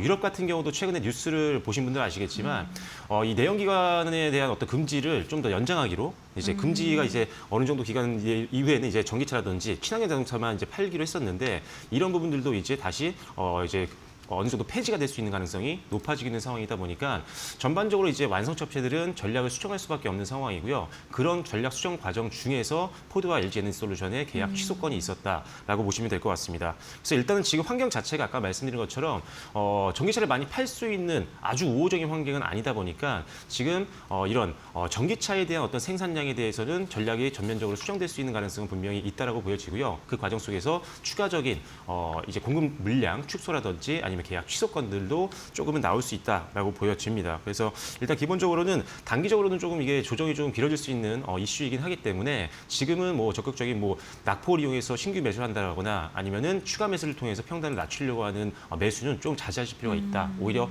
확실하게 지수가 좀 안정화되고 나서 그때 추가 매수라든지 신규 매수를 고려하시는 게 좋겠다라고 말씀드리겠습니다. 네, 사실 뭐 SK온 같은 경우에도 포드와의 합작 법인에 대한 구조를 좀 조정하고 있는 상황으로 알려져 있는데 지금 이러한 이슈가 당분간 더 이어질 가능성이 있다라고 말씀을 해주셨어요. 근데 그 흔들림 자체가 크게 구조적으로 길게 좀 이어질까요? 어떻게 보세요? 네, 그래서 이미 네. 사실 오늘 이것 때문에 좀 부각이 됐는데 사실 이미 네. 아까 말씀해 주신 SK온과 포드의 합작 법인 자체도 이미 구조조정이 들어갔습니다. 이때는 오히려 시장이 안 들렸는데 이게 좀 구조 단위가 되는 이 계약이 취소가 되다 보니까 시장은 더 강하게 받아들이는 것 같습니다.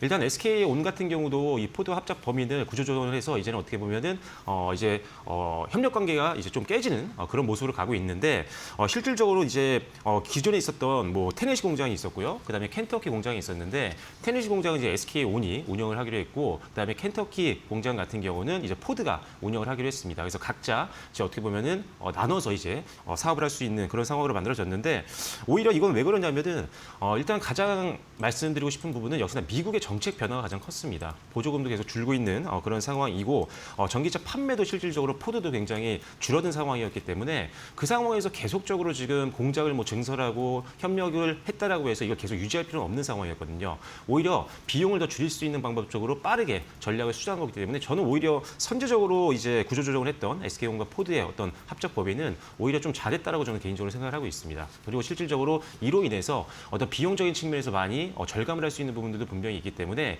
이제 오히려 SK온 같은 경우는 지금 아까 말씀드렸던 이 테네시 쪽의 공장을 이제 독점적으로 운영을 할 텐데 그렇다면 지금까지 조금 상대적으로 좀 부족했던 다른 셀 기업들 대비했을 때 예를 들어서 ESS 쪽 관련된 배터리라든지 이런 것들 쪽으로 더 생산을 더 많이 늘릴 수 있는 그런 환경이 만들어졌기 때문에 저는 오히려 빠르게 이렇게 구조를 좀 조정했던 것들에 대한 어떤 효과 같은 것들이 가장 빨리 좀 올 수 있지 않을까라는 생각입니다. 그래서 당분간 많은 셀 기업들이 이런 구조 조정이라든지 계약에 대한 어떤 취소라든지 축소 이런 것들이 계속적으로 나올 수 있는 상황이니까요. 지금은 어떻게 지금 변화를 하고 있는지 그리고 이게 과연 시간이 지났을 때 이 회사에게 중장기적으로 비용 감소라든지 실적 성장에 도움이 될 수 있을지에 대한 부분들을 반드시 우리가 판단을 해보고 매수를 좀 고려해야 된다 이렇게 보시면 될 것 같습니다. 그렇게 된다면 지금 SK온이 좀 선제적으로 했다라고 말씀해 주셨는데 셀 3사 가운데 가장 이러한 이슈에서 방어력이 좋다 이렇게 평가하시는 걸까요? 그거는 아닙니다. 저는 네. 이제 3사가 다 비슷해요, 사실. 그리고 주가의 흐름 자체가 네. 굉장히 유사하게 흔들러 가고 있는데 일단 뭐 숫자적인 측면에서 보면은 역시 LG 에너지솔루션이 이번에 뭐 구조 단위의 계약이 취소돼 있긴 했지만 흑자가 유지가 되고 있다는 것 자체가 가장 좀 매력적이라고 보여지고요.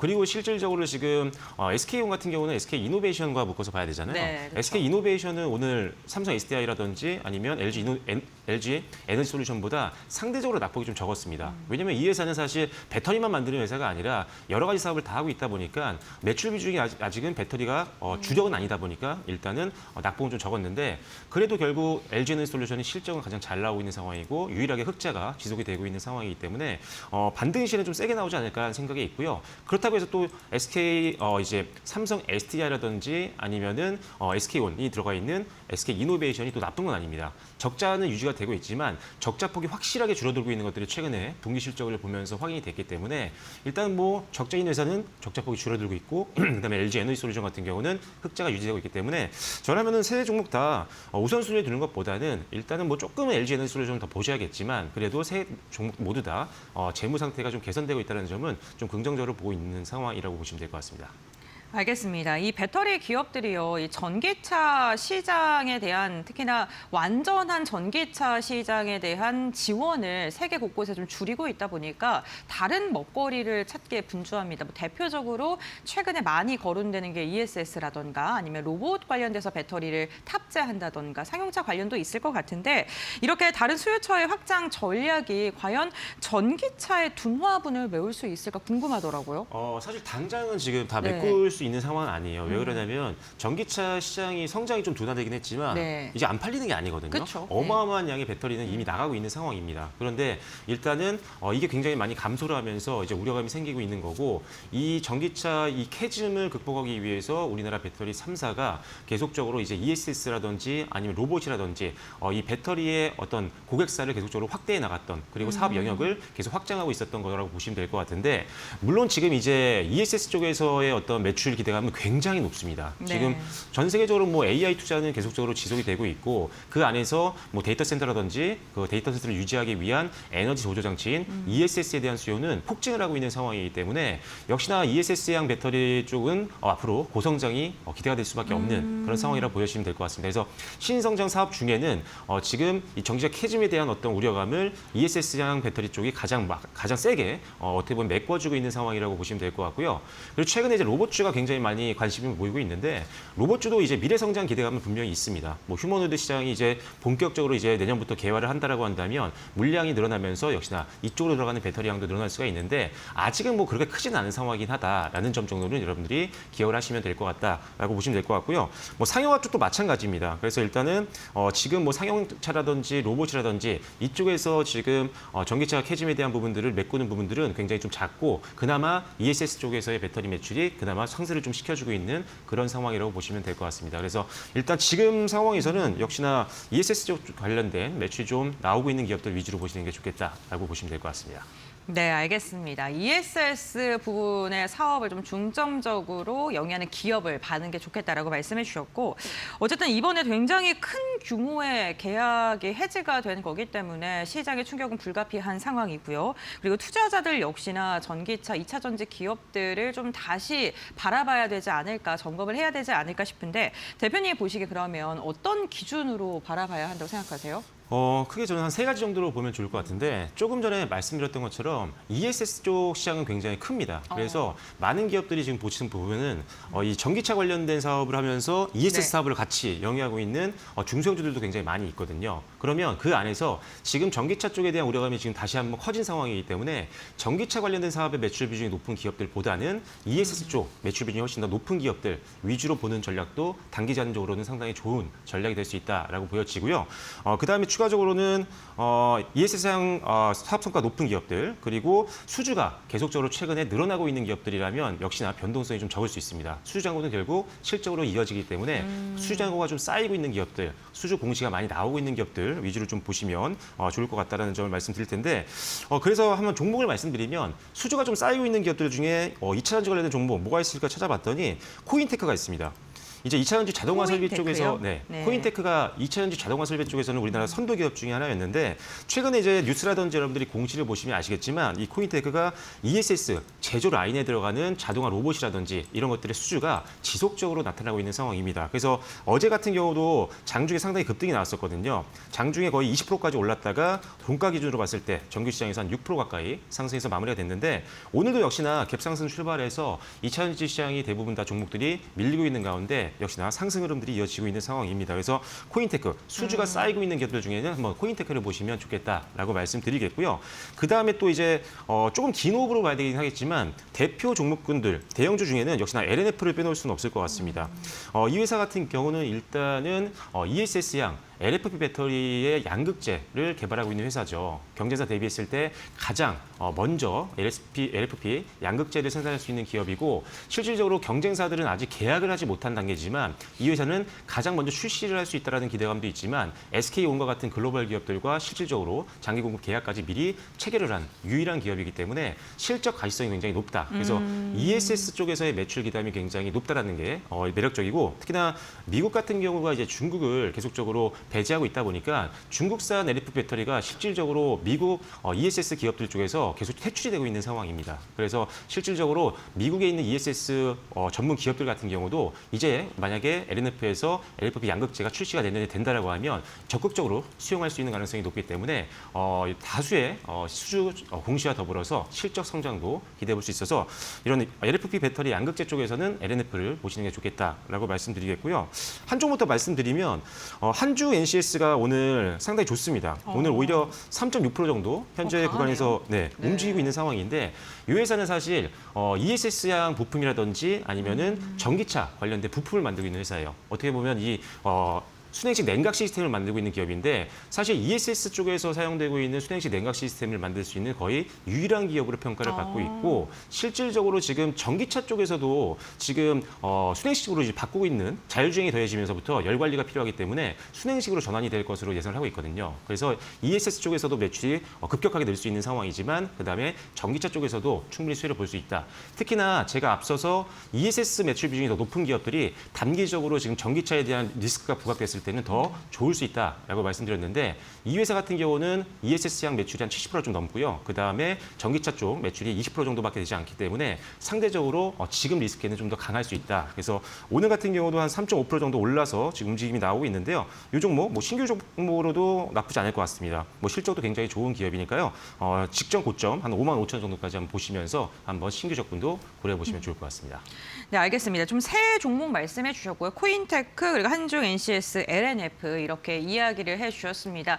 2차 전지 관련된 기업들이 이렇게 먹거리에 다변화를 하는 게 결국에는 전기차 캐즘에 대한 우려, 그러니까 미국에서 보조금을 축소하고 유럽에서도 내연기관차를 더 사용할 수 있게 해주는 이러한 정부 차원의 지원이 줄어들기 때문이겠죠. 그렇다면 우리가 현대차라든가 기아가 하이브리드에 굉장히 강점을 갖고 있지 않습니까? 그러한 기업들의 실적이 조금 더 유지될 수 있다. 이렇게 바라봐야 될까요? 네, 아무래도 네. 이제 현대차 같은 경우도 이 전기차 캐즘 때문에 ESS 쪽에 대한 투자를 굉장히 많이 하고 있었잖아요. 그런데 결과적으로 이 회사는 아직도 내연기관을 너무나도 잘 만들고 있는 기업이고 하이브리드 차에서는 굉장히 강점을 가지고 있는 회사입니다. 그래서 사실 지금 미국에 지금 현대차가 짓고 있는 관세 충격을 이제 줄이기 위한 메타플랜트 아메리카 같은 경우도 지금 홀류 생산 방식을 고수하고 있거든요. 그게 뭐냐면 전기차도 만들고 있지만 여기서 하이브리드 차까지 만들고 있는 상황입니다. 그래서 실질적으로 지금 전기차 보조금이 줄어든 상태에서는 이 하이브리드 자동차에 대한 수요가 더 늘 수 있는 가능성이 있고 이 또한 유럽 같은 경우도 내연기관 판매 기간을 더 늘린다라는 이야기가 나오고 있기 때문에 그렇다면 원래 강점을 가지고 있었던 이 하이브리드 자동차라든지 이 내연기관 쪽에서 실적을 더 기대해 볼 수 있는 상황이기 때문에 이번 이런 이슈 같은 경우는 현대차에게 나쁘지는 않을 것 같다라는 판단입니다. 네, 알겠습니다. 완성차 관련된 기업들에 대한 이야기도 좀 긍정적으로 말씀해 주셨는데 최근에 현대차 그룹주들 가운데 부품 관련된 기업들의 움직임 되게 좋더라고요. 네네. 계속해서 좀 봐도 좋을까요? 일단 네. 부품주 중에 대표적인 게 이제 HL 만도잖아요. 일단 만도라든지 자동차 부품주들이 최근에 가장 또 주가가 좋았던 이유가 이 부품주들이 대부분 다 보면은 이 생산 라인에서 네. 로보틱스 기술이 좀 있어요. 그래서 만도 같은 경우도 사실 제조라든지 이쪽에서 갖고 있는 기술을 바탕으로 해서 액추에이터를 이제 만들려고 하고 있는 상황이거든요. 근데 이게 막연히 갑자기 신사업을 하는 게 아니라 기존에 있었던 공정 라인에서 갖고 있었던 기술을 가지고 액추에이터 사업에 진출하는 거기 때문에 빠르게 좀 더 사업이 진행될 수 있는 가능성이 높다라고 보시면 될 것 같습니다. 그래서 HL 만도가 제가 봤을 때는 부품주 중에는 로보틱스에 대한 매력도 있고요. 그다음에 현대차의 미국 메타플랜트 아메리카 증설에 따른 가장 큰 직접적인 수혜를 기대해 볼 수 있는 종목이어서 만도, 그리고 만도는 또 이제 자율주행과도 엮여 있거든요. 지금 시장에서 가장 이슈가 되고 있고 성장 기대감이 높은 다양한 이 테마를 가지고 있는 종목이기 때문에 오늘은 조금 이제 4%대 조정을 받고 있지만 반등 나올 때 다시 한번 고점을 한번 노려보시는 전략도 필요하겠다라고 말씀드리겠습니다. 네, 알겠습니다. 오늘 LG 에너지 솔루션의 악재로 인해서 2차 전지 관련 기업들이 전반적으로 깊게 눌리고 있는 모습이 나타나고 있습니다. 다만 지금 대표님께서 말씀해 주시는 것도 먹거리에 다변화를 하고 있는 기업들, 그 기업들을 중심으로는 지속적으로 매력적인 포인트가 있다라고 이야기해 주시면서 종목들 언급해 주셨으니까요. 참고해 보시면 좋을 것 같습니다. 오늘 말씀 여기까지 듣도록 하겠습니다. 고맙습니다.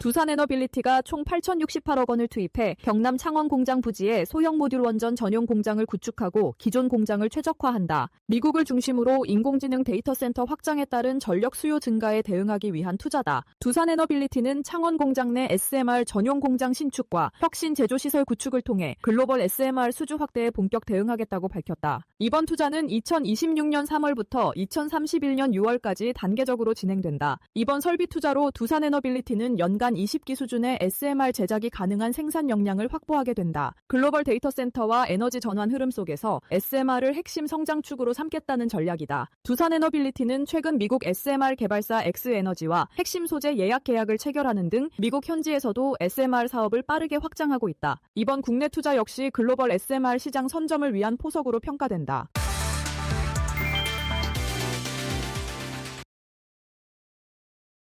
네, 장마감 동시효과 구간에 들어와 있습니다. 라스트 찬스 함께 하실 시간이고요. 독립리서치 P&J 손창현 팀장 모셨습니다. 어서 오십시오. 네, 안녕하십니까. 네, 안녕하세요. 국내 증시 오늘 1%대 동반 약세 마감 예상이 되고 있습니다. 코스닥은 3거래일 연속 하락세인데 오늘 이 하락을 어떻게 좀 해석해 봐야 할지 시장 분석을 어떻게 해보셨을까요?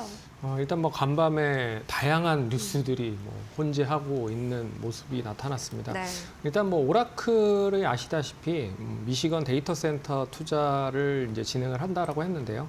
거기에 이제 블루아울 캐피탈이라고 하는 이제 협력사가 100억 달러 프로젝트를 진행을 하지 못하겠다, 이런 얘기가 나오면서 결국에는 이제 어떻게 보면 기대를 했었던 수익과 목표 수익이 좀 틀린 거라고 좀 볼 수 있을 것 같아요. 하지만 이를 바탕으로 데이터 센터에 대한 투자가 좀 지연이 되거나 일단 스타게이트 관련된 프로젝트도 상당히 좀 부진할 가능성도 배제할 수 없다. 이런 시장의 이슈가 좀 나오면서 AI 거품론이 다시 불거졌고요. 그런 면에서 미증시가 좀 약세를 보였고 우리나라 시장도 거기에 동참을 하고 있는 모습을 보였다.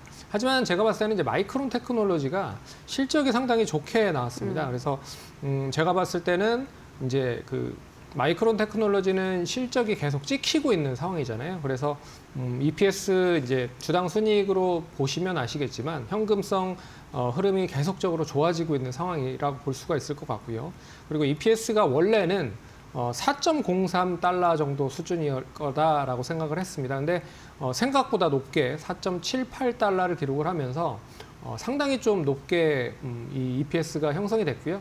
그리고 다음 분기도 역시나 마찬가지입니다. EPS가 다음 분기에 4.71달러를 기록을 할 거다라고 생각을 하고 있는데 일단 회사 차측 입장에서는 8.42달러까지도 높아질 수 있다. 이런 얘기가 나오고 있어서 결국에는 돈을 벌고 있는 마이크론 테크놀로지 같은 이제 반도체 기업, 그리고 돈을 벌지 못하고 있지만 무조건 투자를 해서 지금 투자를 어떻게 해서든 확대를 하려고 하는 그런 데이터 센터 구축, 인프라 관련된 기업, 그리고 이제 플랫폼을 바탕으로 사업을 진행을 하고 있는 기업들이 이제 전반적으로 좀 갈리는 모습을 보이고 있는 게 아닌가라고 생각을 할 수 있을 것 같고요. 네. 다행히 이제 마이크론 테크놀로지가 시간에서 상당히 좋은 흐름을 보였기 때문에 오늘 장 초반의 약세를 결국에는 잘 이어가지는 못했습니다. 우리 시장이. 하지만 미국 시장 오늘 나스닥 선물도 상승을 하는 걸 보면 일단 미국 증시가 오늘 저녁에 상승할 가능성도 높고 그런 점에서 우리 시장이 반등을 할 가능성도 배제할 수 없다라고 말씀을 드릴 수 있을 것 같고요. 특히나 이제 오전에 트럼프 대통령이 이제 대국민 연설을 했습니다. 거기에 이제 주된 가장 핵심 포인트는 그거 같아요. 금리 인하를 추가적으로 더 진행할 거다. 그래서 내년에 이제 5월에 파월 의장이 임기가 종료가 되기 때문에 일단 트럼프 대통령이 원하는 그런 인사를 내정할 가능성이 상당히 높아지고 있다. 그러면 당연히 이제 비둘기파적인 그런 부분으로 내정을 할 가능성이 높죠. 원래는 한 번 정도 금리 인하를 하려고 준비를 하고 있는데 네. 한 2번에서 3번 정도까지도 할 가능성이 높다라고 볼 수가 있습니다. 그러면 그동안의 빅테크 기업들 영끌을 해서 어떻게 보면 투자를 했었던 기업들이 금리 인하로 인해서 이제 숨 고르기에 좀 이어질 가능성도 높다.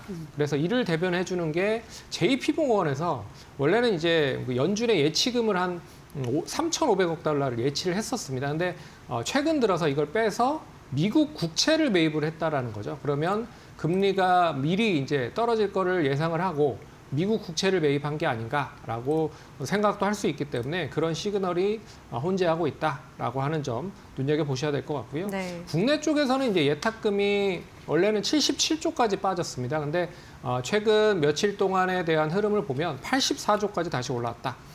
결국에는 이 84조까지 오른 그런 요인들을 보면 시장이 별로 좋지는 않지만 상당히 좀 발빠르게 순환매적인 흐름을 좀 존재하고 있어서 매매를 난 본격적으로 좀 진행을 하겠다. 그런 이제 예탁 자산이 많다라는 것도 눈여겨보셔야 될 것 같고요.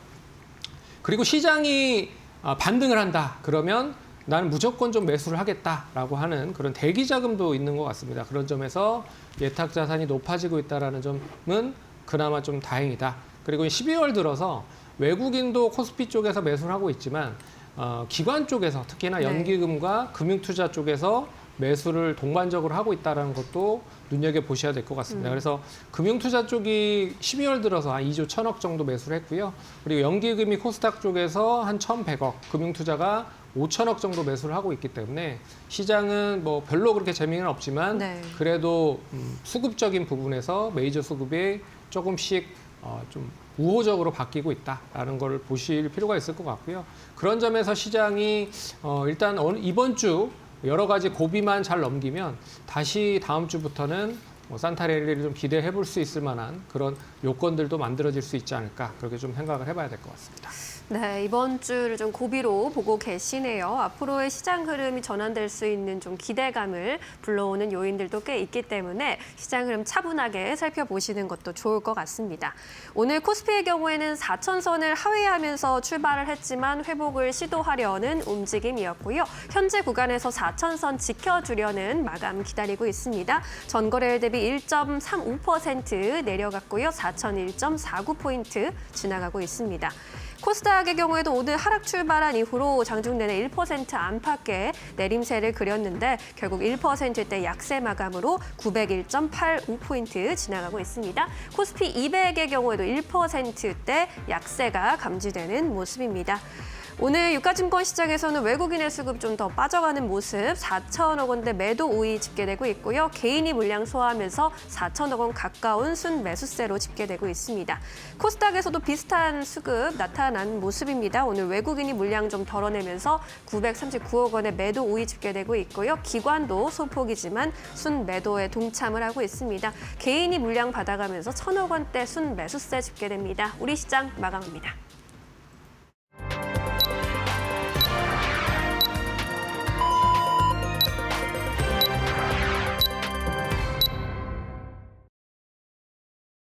네, 목요일장 국내 증시 마무리가 됐습니다. 오늘 양시장은 외국인이 4거래일째 시장에서 이탈을 하면서 결국에는 하락으로 마감을 했는데요. 양시장 유가증권 시장은 4,000포인트 그리고 코스닥은 900포인트를 지키기 위해서 지속적으로 힘겨루기를 하는 모습이 나타났습니다. 전반적으로 종목이 조정을 받았습니다만 그래도 반도체 기업들이 오후장 들어서 회복을 해주려는 모습이 나타나긴 했는데요. 그렇다면 트레이딩 뷰를 통해서 조금 더 자세히 알아보도록 하겠습니다. 오늘 삼성전자와 SK하이닉스가 결국에는 보합권 수준에서 종가를 체결하는 데 성공을 했습니다. 오늘 오라클 그리고 마이크론의 경계감과 기대감이 팽팽하게 맞서면서 반도체 관련 기업들이 막판에는 그래도 마이크론 쪽으로 힘을 좀 받는 모습이 나타났고요. SK스퀘어가 3%가량의 상승력을 그려주는 데 성공을 했습니다. 다만 오늘 전반적인 분위기가 좋지 않았고요. 특히나 2차 전지 관련 기업들의 낙폭이 굉장히 두드러졌습니다. LG 에너지솔루션이 8% 이상 빠졌고요. 삼성 SDI도 5.9%가량의 낙폭을 그리면서 셀사들의 움직임이 좋지 않았는데 포드와의 계약이 해지가 된다는 소식이 정말 큰 악재로 작용을 한 것으로 보이고요. 두산 같은 경우에도 오늘 8%가량의 조정을 받으면서 마감을 했습니다. 다만 이러한 가운데서도 한국항공우주는 2.5% 상승했고요. 스페이스X의 상장 기대감이 그래도 매수세로 이어지는 것으로 보입니다. 오늘 증권 관련된 기업들 전반 전반적으로 조정을 받았습니다만 지수의 하락 대비는 선방을 해주는 모습이 나타났고요. 미래에셋증권이 8%가량 상승 마감하는 데 성공했습니다. 창투사 관련 기업들 일부 종목으로는 스페이스 X에 투자를 성공을 했다는 소식이 전해지면서 투자 심리가 우호적으로 흘러갔습니다. 완성차 기업들과 LG그룹주들 그리고 바이오 관련 기업들까지도 힘이 빠지는 모습이었고요. 고려아연이 5% 넘게 하락을 하면서 종가를 체결했는데 미국의 공장을 짓는 것 자체가 재무적으로 부담이 있을 수 있다라는 분석이 제기되면서 투자 심리가 오늘 악화되는 모습이 나타나기도 했습니다. 다음으로는 코스닥 함께 살펴보도록 하겠습니다. 오늘 코스닥은요, 바이오 대장주들이 그래도 힘을 내주려는 모습이었습니다. 알테오젠이 2.3%가량 상승 마감했고요. ABL 바이오도 2.4%가량 오름세를 그리면서 종가를 체결했습니다. 지수 대비 리가켄 바이오라던가 D&D 파마텍, LNC 바이오와 같이 기술 수출에 대한 기대감이 있는 기업을 중심으로는 방어를 해주려는 모습이 나타났고요. 다만 올릭스가 4%, 휴젤도 4%가량 빠졌고요. 클래시스도 1.5%가량 매도세가 나오면서 오늘 미용 관련 기업들 한 걸음 쉬어가는 모습이었고 당뇨 비만 치료제 관련 기업들도 오늘은 좀 1%가량의 낙폭이 나타났습니다. 역시나 코스닥도 유가증권 시장과 마찬가지로 2차 전지 기업들의 약세가 눈에 띄는데요. 에코프로가 4% 그리고 에코프로 BM이 7%가량의 조정을 받은 채 종가를 체결했고요. 로봇 관련 기업들도 전반적으로 오늘 내림세를 그렸지만 클로봇은 그래도 1.7%가량 상승하면서 마감하는 데 성공했고요. 반도체 소부장단의 움직임이 그다지 좋지 않았습니다. 대형주들은 버텨줬는데 소부장에서는 조정이 굉장히 크게 나왔고요. 특히나 대주전자재료가 4% 넘게 빠졌고 그리고 전반적으로 하락을 했는데 신성델타테크도 3.6%가량의 하락세, YC도 3%가량의 내림세를 그리면서 마감을 했습니다. 엔터주들은 SM이 오늘도 힘이 좋네요. 그래도 0.1%가량 소폭의 상승을 그리면서 마감했고요.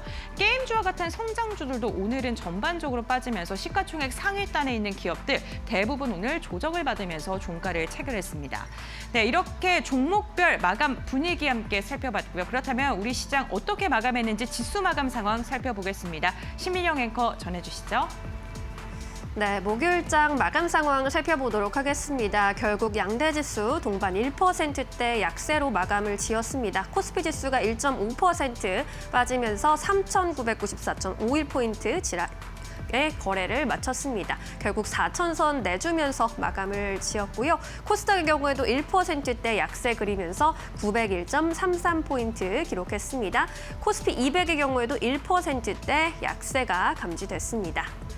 오늘 코스피의 경우에는 하락 출발한 이후로 장중 내내 마이너스권에 머물렀고요. 장중에 오후장 한때 3,975.5포인트까지 저점을 낮추기도 하는 모습이었습니다. 코스닥의 경우에도 오늘 장중 내내 파란불을 켜고 있었는데요. 오후장 한때는 907포인트까지 고점을 높였다가 오전장 초반에 900선 내주면서 출발했지만 그래도 900선 지키면서 마감해주는 모습이었습니다.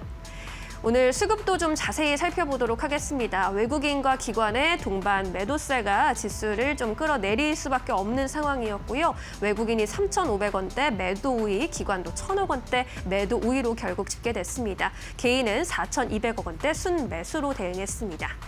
코스닥 쪽에서도 수급 흐름 비슷하게 흘러갔습니다. 외국인과 기관의 동반 매도세 나타났고요. 개인이 1,000억 원 이상 물량을 순매수했습니다. 오늘 외국인들은 어떤 기업들을 선택했는지 살펴보도록 하겠습니다. 전반적으로 매도세가 좀 짙기는 했지만요. SK하이닉스 그리고 삼성전자, 반도체 투탑을 향한 외국인의 순매수세는 이어졌습니다. 삼성 에피스홀딩스의 경우에도 어제장에서 급락세가 좀 컸었는데 오늘 하루 만에 다시 반등하면서 상승 마감을 지었고요. 두산과 기아 같은 종목들도 외국인의 순매수 상위 종목에 이름을 올렸습니다. ABL 바이오 그리고 ST팜과 같은 제약바이오 종목들 외국인의 러브콜을 꾸준히 받고 있는 종목들이죠. 로봇주도 오늘 외국인의 선택 받아갔습니다. 삼현과 로보티즈가 중요했습니다. 그리고 유진테크의 경우 반도체 장비주 안에서 외국인의 선택을 받아갔습니다. 오늘 두산의 경우에는 이슈가 있었습니다. 반도체 사업의 경쟁력을 더 키워가기 위해서 SK 실트론을 인수한다라는 소식인데 인수가 성사된다면 3조 원대 빅딜이 이뤄질 것으로 보입니다. 시장 일각에서는 지주사의 현금을 인수에 활용한다라는 점에서 일부 실망 매물이 출회하기도 했습니다. 오늘 장중 내내 이렇게 좀 빠져가면서 결국 77만 원 선까지 내려온 채 8%대 약세를 그리면서 마감 지었는데요. 그래도 증권가에서는 중장기적으로 봤을 때 반도체 사업 포트폴리오가 확장될 여력이 있는 긍정적인 요인이 될 수 있다는 평가를 내놓기도 했습니다. 이어서 기관이 집중한 종목들 살펴보도록 하겠습니다. 오늘 기관의 순매수 상위 종목에 코스피, 코스닥 모두 하이브와 SM, 엔터주가 올라왔다라는 점 특징적이었고요. 미래에셋증권 그리고 맥쿼리 인프라 같은 금융, 리츠, 부동산 투자 종목들이 이름을 올렸습니다. 상대적으로 증시 상황이 좀 불안정하기 때문에 배당 매력이 있는 고배당주로 수급이 좀 쏠린 것으로 보이고요. 현대 모비스의 경우에는 로봇 관련 모멘텀으로 최근 시장의 관심을 꾸준히 받아가고 있는 상황이죠. 12월 들어서 기관의 수급이 꾸준히 유입되고 있는 상황입니다. 코스닥단에서는 제약바이오주 안에서 알테오젠, D&D 파마텍이 기관의 선택을 받았고요. CMTX 그리고 이오테크닉스의 경우에도 어제 이어서 오늘도 기관의 강력한 수급이 나타나는 모습이었습니다. 이 안에서 오늘은 SM 좀 점검해 보도록 하겠습니다. 이제 엔터주에 내년 1월 즈음에 해서 한중 정부를 주력으로 해서 K-팝 콘서트를 개최할 수도 있다라는 이야기가 시장에서 나오면서 수급이 좀 흘러 들어가고 있는 모양새입니다. SM의 경우에는 지난주 금요일부터 기관이 꾸준히 순매수하면서 5거래일 연속 주가를 좀 끌어올리는 모습이었고요. 오늘도 시장 대비해서 선방하는 모습이었습니다. 장중에는 12만 700원까지 고점을 높이기도 했습니다. 네, 이렇게 오늘의 수급 특징주들까지 좀 살펴봤고요. 오늘 시장에서 주목해야 할 3가지 포인트 고은별 앵커와 함께 정리해 보시죠. 네, 파이널 포인트 3가지 알아보겠습니다. 오늘 첫 번째 포인트는요, AI입니다. 오늘 AI발 악재와 호재가 동시에 작용하면서 시장에서는 경계감과 기대감이 공존했던 하루였습니다. 가장 먼저 미국의 장이 진행될 때 오라클에 대해서 일부 언론에서 데이터 센터 투자 유치에 난항을 겪고 있다, 제동이 걸릴 수 있다라는 분석이 나왔습니다. 오라클에 투자하고 있는 회사가 오라클이 빚을 내면서 투자하는데 재무 구조에 대한 부담감 속에 투자를 멈출 수 있다라는 보도가 나온 건데요. 이로 인해 오라클은 장중에 6% 이상 빠지기도 했고요. 나스닥 같은 경우에도 큰 낙폭을 그리면서 기술주 전반적으로 약세를 보였습니다. 다만 미국의 정규장이 끝나고 나서는 마이크론의 실적이 발표가 됐습니다. 반도체 풍향계라고 불리는 마이크론은요, 이 회계 연도를 중심으로 했을 때 2026년 1분기 호실적 발표했습니다. 매출액과 EPS 모두 다 시장 기대치를 웃돌았는데 2분기 가이던스는 더 좋게 나온 것으로 확인되면서 시장에서는 마이크론은 시간외에서 강세를 보이기도 했고요. 특히나 AI에 인프라를 투자하는 기업들의 재무 부담은 또 당분간 지속되겠지만 메모리 기업들의 실적은 당분간 더 좋게 진행될 것이다라는 기대감이 나오면서 인프라 관련 기업과 메모리 기업이 좀 팽팽하게 맞서는 하루였습니다. 두 번째 포인트 함께 살펴보도록 하겠습니다. 오늘 두 번째로는요, 스페이스X입니다. 내년에 IPO 추진 기대감이 지속적으로 시장에 유입이 되면서 오늘 관련된 기업들이 주가의 추이가 긍정적인 방향성을 보여줬는데요. IPO를 진행하게 됐을 때 최대 300억 달러의 자금 조달에 대한 기대감이 커지고 있습니다. 우주항공 테마가 오늘 상대적인 강세를 보였습니다. 한국항공우주는 오늘 그래도 상승 마감하는 데 성공하기도 했고요. 특히나 스페이스X에 투자를 해서 큰 수익을 얻을 것으로 기대되는 미래에셋 벤처 투자 같은 경우에는 오늘 상한가를 터치하는 데 성공하기도 했고요. 창투사 관련 기업들로 온기가 퍼지면서 오늘 창투사 관련된 기업들의 분위기도 전반적으로 긍정적인 방향성을 보여줬습니다.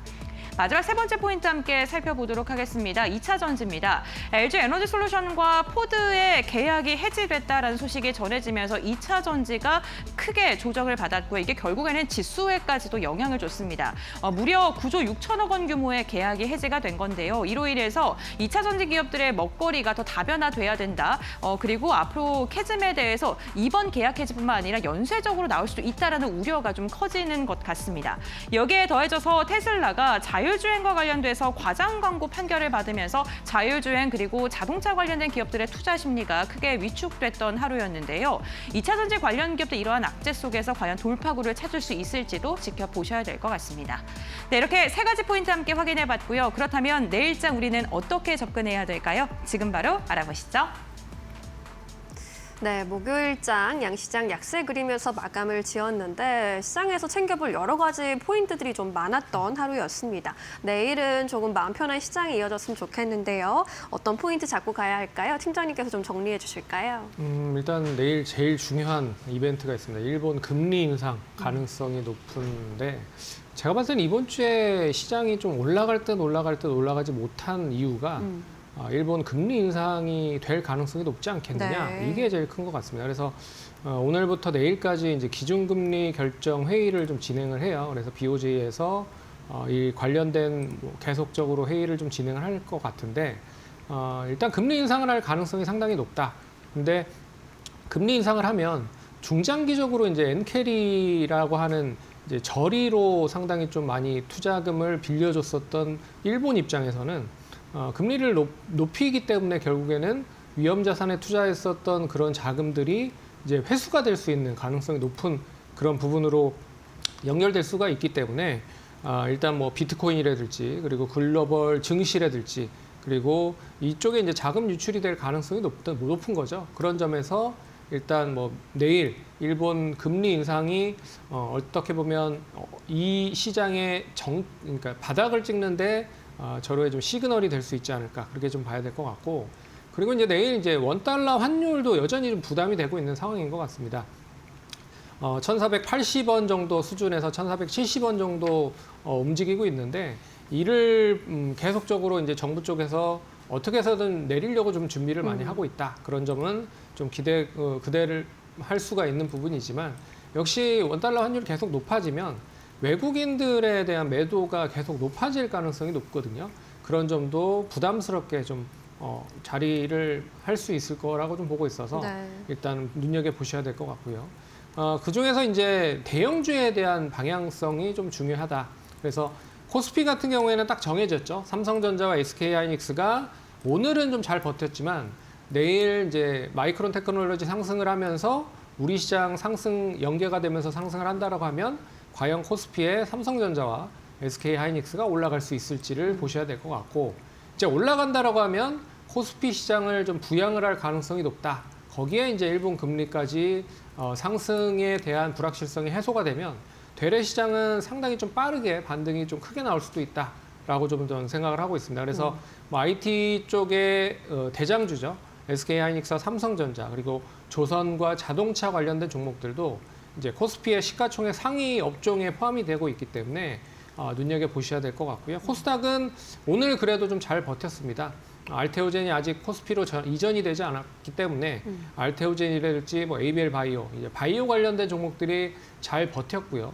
하지만 이제 2차 전지 관련된 종목들이 네. 별로 그렇게 좋지 않은 그런 뉴스가 나왔죠.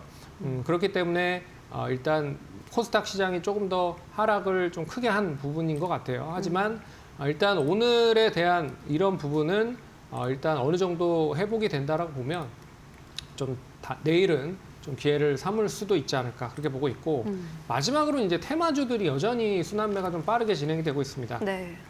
최근 이제 주도주가 좀 자리를 좀 내줬죠. 어떻게 보면 그동안에 강세를 보였었던 조방원들이 전반적으로 좀 약세를 보이면서 어떻게 보면 이제 연말이기도 하고 자산 배분을 다양하게 좀 하려고 준비를 하고 있는 과정이다. 그래서 많이 올라간 종목들은 좀 정리를 해서 이제 많이 못 오른 종목들을 매수를 하고 있는 것 같아요. 그래서 외국인과 기관도 자산 배분 전략을 좀 확대를 하고 있는 게 아닌가라고 생각을 할 수가 있을 것 같고요. 또한 이제 이슈로 인한 종목별 차별화가 상당히 좀 빠르게 진행이 되고 있다. 그래서 최근에 좀 강세를 보이고 있는 섹터를 보시면 뭐 스페이스X 상장한다라고 해서 일단 관련된 종목들, 오늘도 벤처캐피탈이라든지 그리고 스페이스X 관련된 지분 투자를 한 업체들 동반적으로 강세를 보였었던 부분이었고요.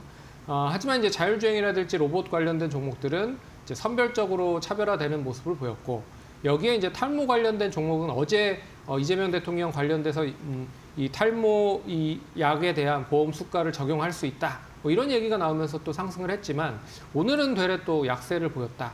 그리고 일단 비만 치료제 관련돼서는 한미약품의 에페클라레아테이드가 국내 허가 신청을 받았습니다. 그렇기 때문에 비만 치료제도 종목마다 좀 차별화가 되는 모습들을 보였고, 그리고 2차 전지는 뭐 LG엔솔의 9조 원 관련 배터리 해제 관련된 부분에서 약세를 보였고, 그렇기 때문에 오늘은 뭐 올라가는 종목들이 원체 다양하게 있고 또 내일은 또 다른 종목들이 엄청 다양하게 움직이고 이렇기 때문에 시장이 상당히 좀 어지럽다. 그렇기 때문에 지금 시장에 대한 부분은 상당히 좀 매매하기도 어려울 뿐만 아니라 수익 내기도 어떻게 보면 어려운 그런 시점이다. 하지만 분명히 말할 수 있는 건 내일 금리 인상이 일본 쪽에서 나온다라고 하면 좀 기회로 가질 필요가 있다. 그렇게 좀 정리를 해봐야 될 것 같습니다. 네, 대응하기 어려운 시장인데 일본의 금리 결정 눈여겨보도록 하겠습니다. 자, 그렇다면 어떤 종목에 좀 눈길을 줘볼까요? 내일 시장 주목해볼 만한 종목으로는 어떤 종목 데려오셨습니까? 저는 SM을 이제는 좀 봐야 되는 시점이 아닌가라고 얘기를 해드려야 될 것 같아요. 네. SM 뭐 아시다시피 계절적인 성수기가 있습니다. 그래서 4분기에 역시 실적이 가장 좋고요. 그렇기 때문에 뭐 라이즈라든지 NCT 위시라든지 뭐 에스파, 슈퍼주니어 등이 이제 글로벌 투어가 본격화된다라고 좀 보고 있어서 4분기에 실적 상당히 기대가 될 수 있을 것 같고요. 그리고 한일령 장기화가 진행이 되면서 내년 중국 특수가 이어질 가능성이 높다. 그래서 정부 쪽에서도 내달 베이징에서 K-팝 콘서트를 추진하고 있다라는 것도 눈여겨봐야 될 것 같고요. 그리고 실적 대비해 봤을 때 가격이 상당히 좀 많이 저렴해진 상황입니다. 그런 점에서 일단 빠질 만큼 빠졌다. 그렇기 때문에 관심 있게 보셔야 될 것 같다. 그렇게 봐야 될 것 같고요. 매수가는 뭐 11만 8,200원인데 11만 7,000원까지 분할적으로 접근하시면 좋을 것 같고, 1차적인 목표가는 11만 8,500원, 그리고 손절가는 10만 6,500원 제시해 드릴 테니까 참고하시면 좋을 것 같습니다. 네, SM이 오늘 또 조금 올라서 11만 8,400원 선까지 좀 올라오긴 했는데 목표 주가를 좀 그대로 보는 게 좋을까요? 어떻게 보십니까?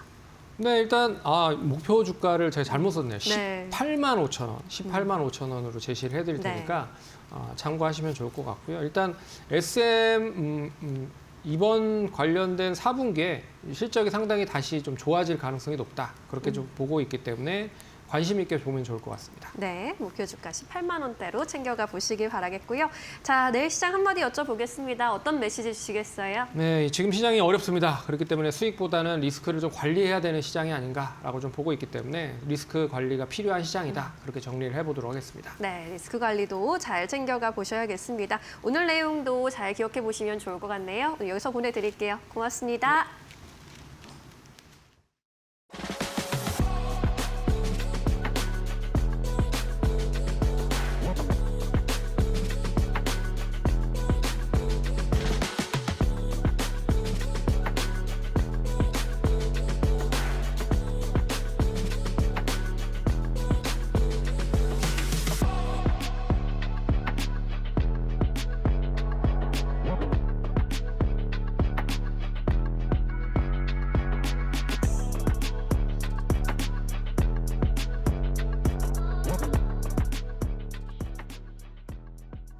오늘 저희가 준비한 소식은 여기까지입니다. 내일도 2시에 돌아오겠습니다. 함께해 주신 여러분 고맙습니다. 오늘도 내일도 파이널 샷!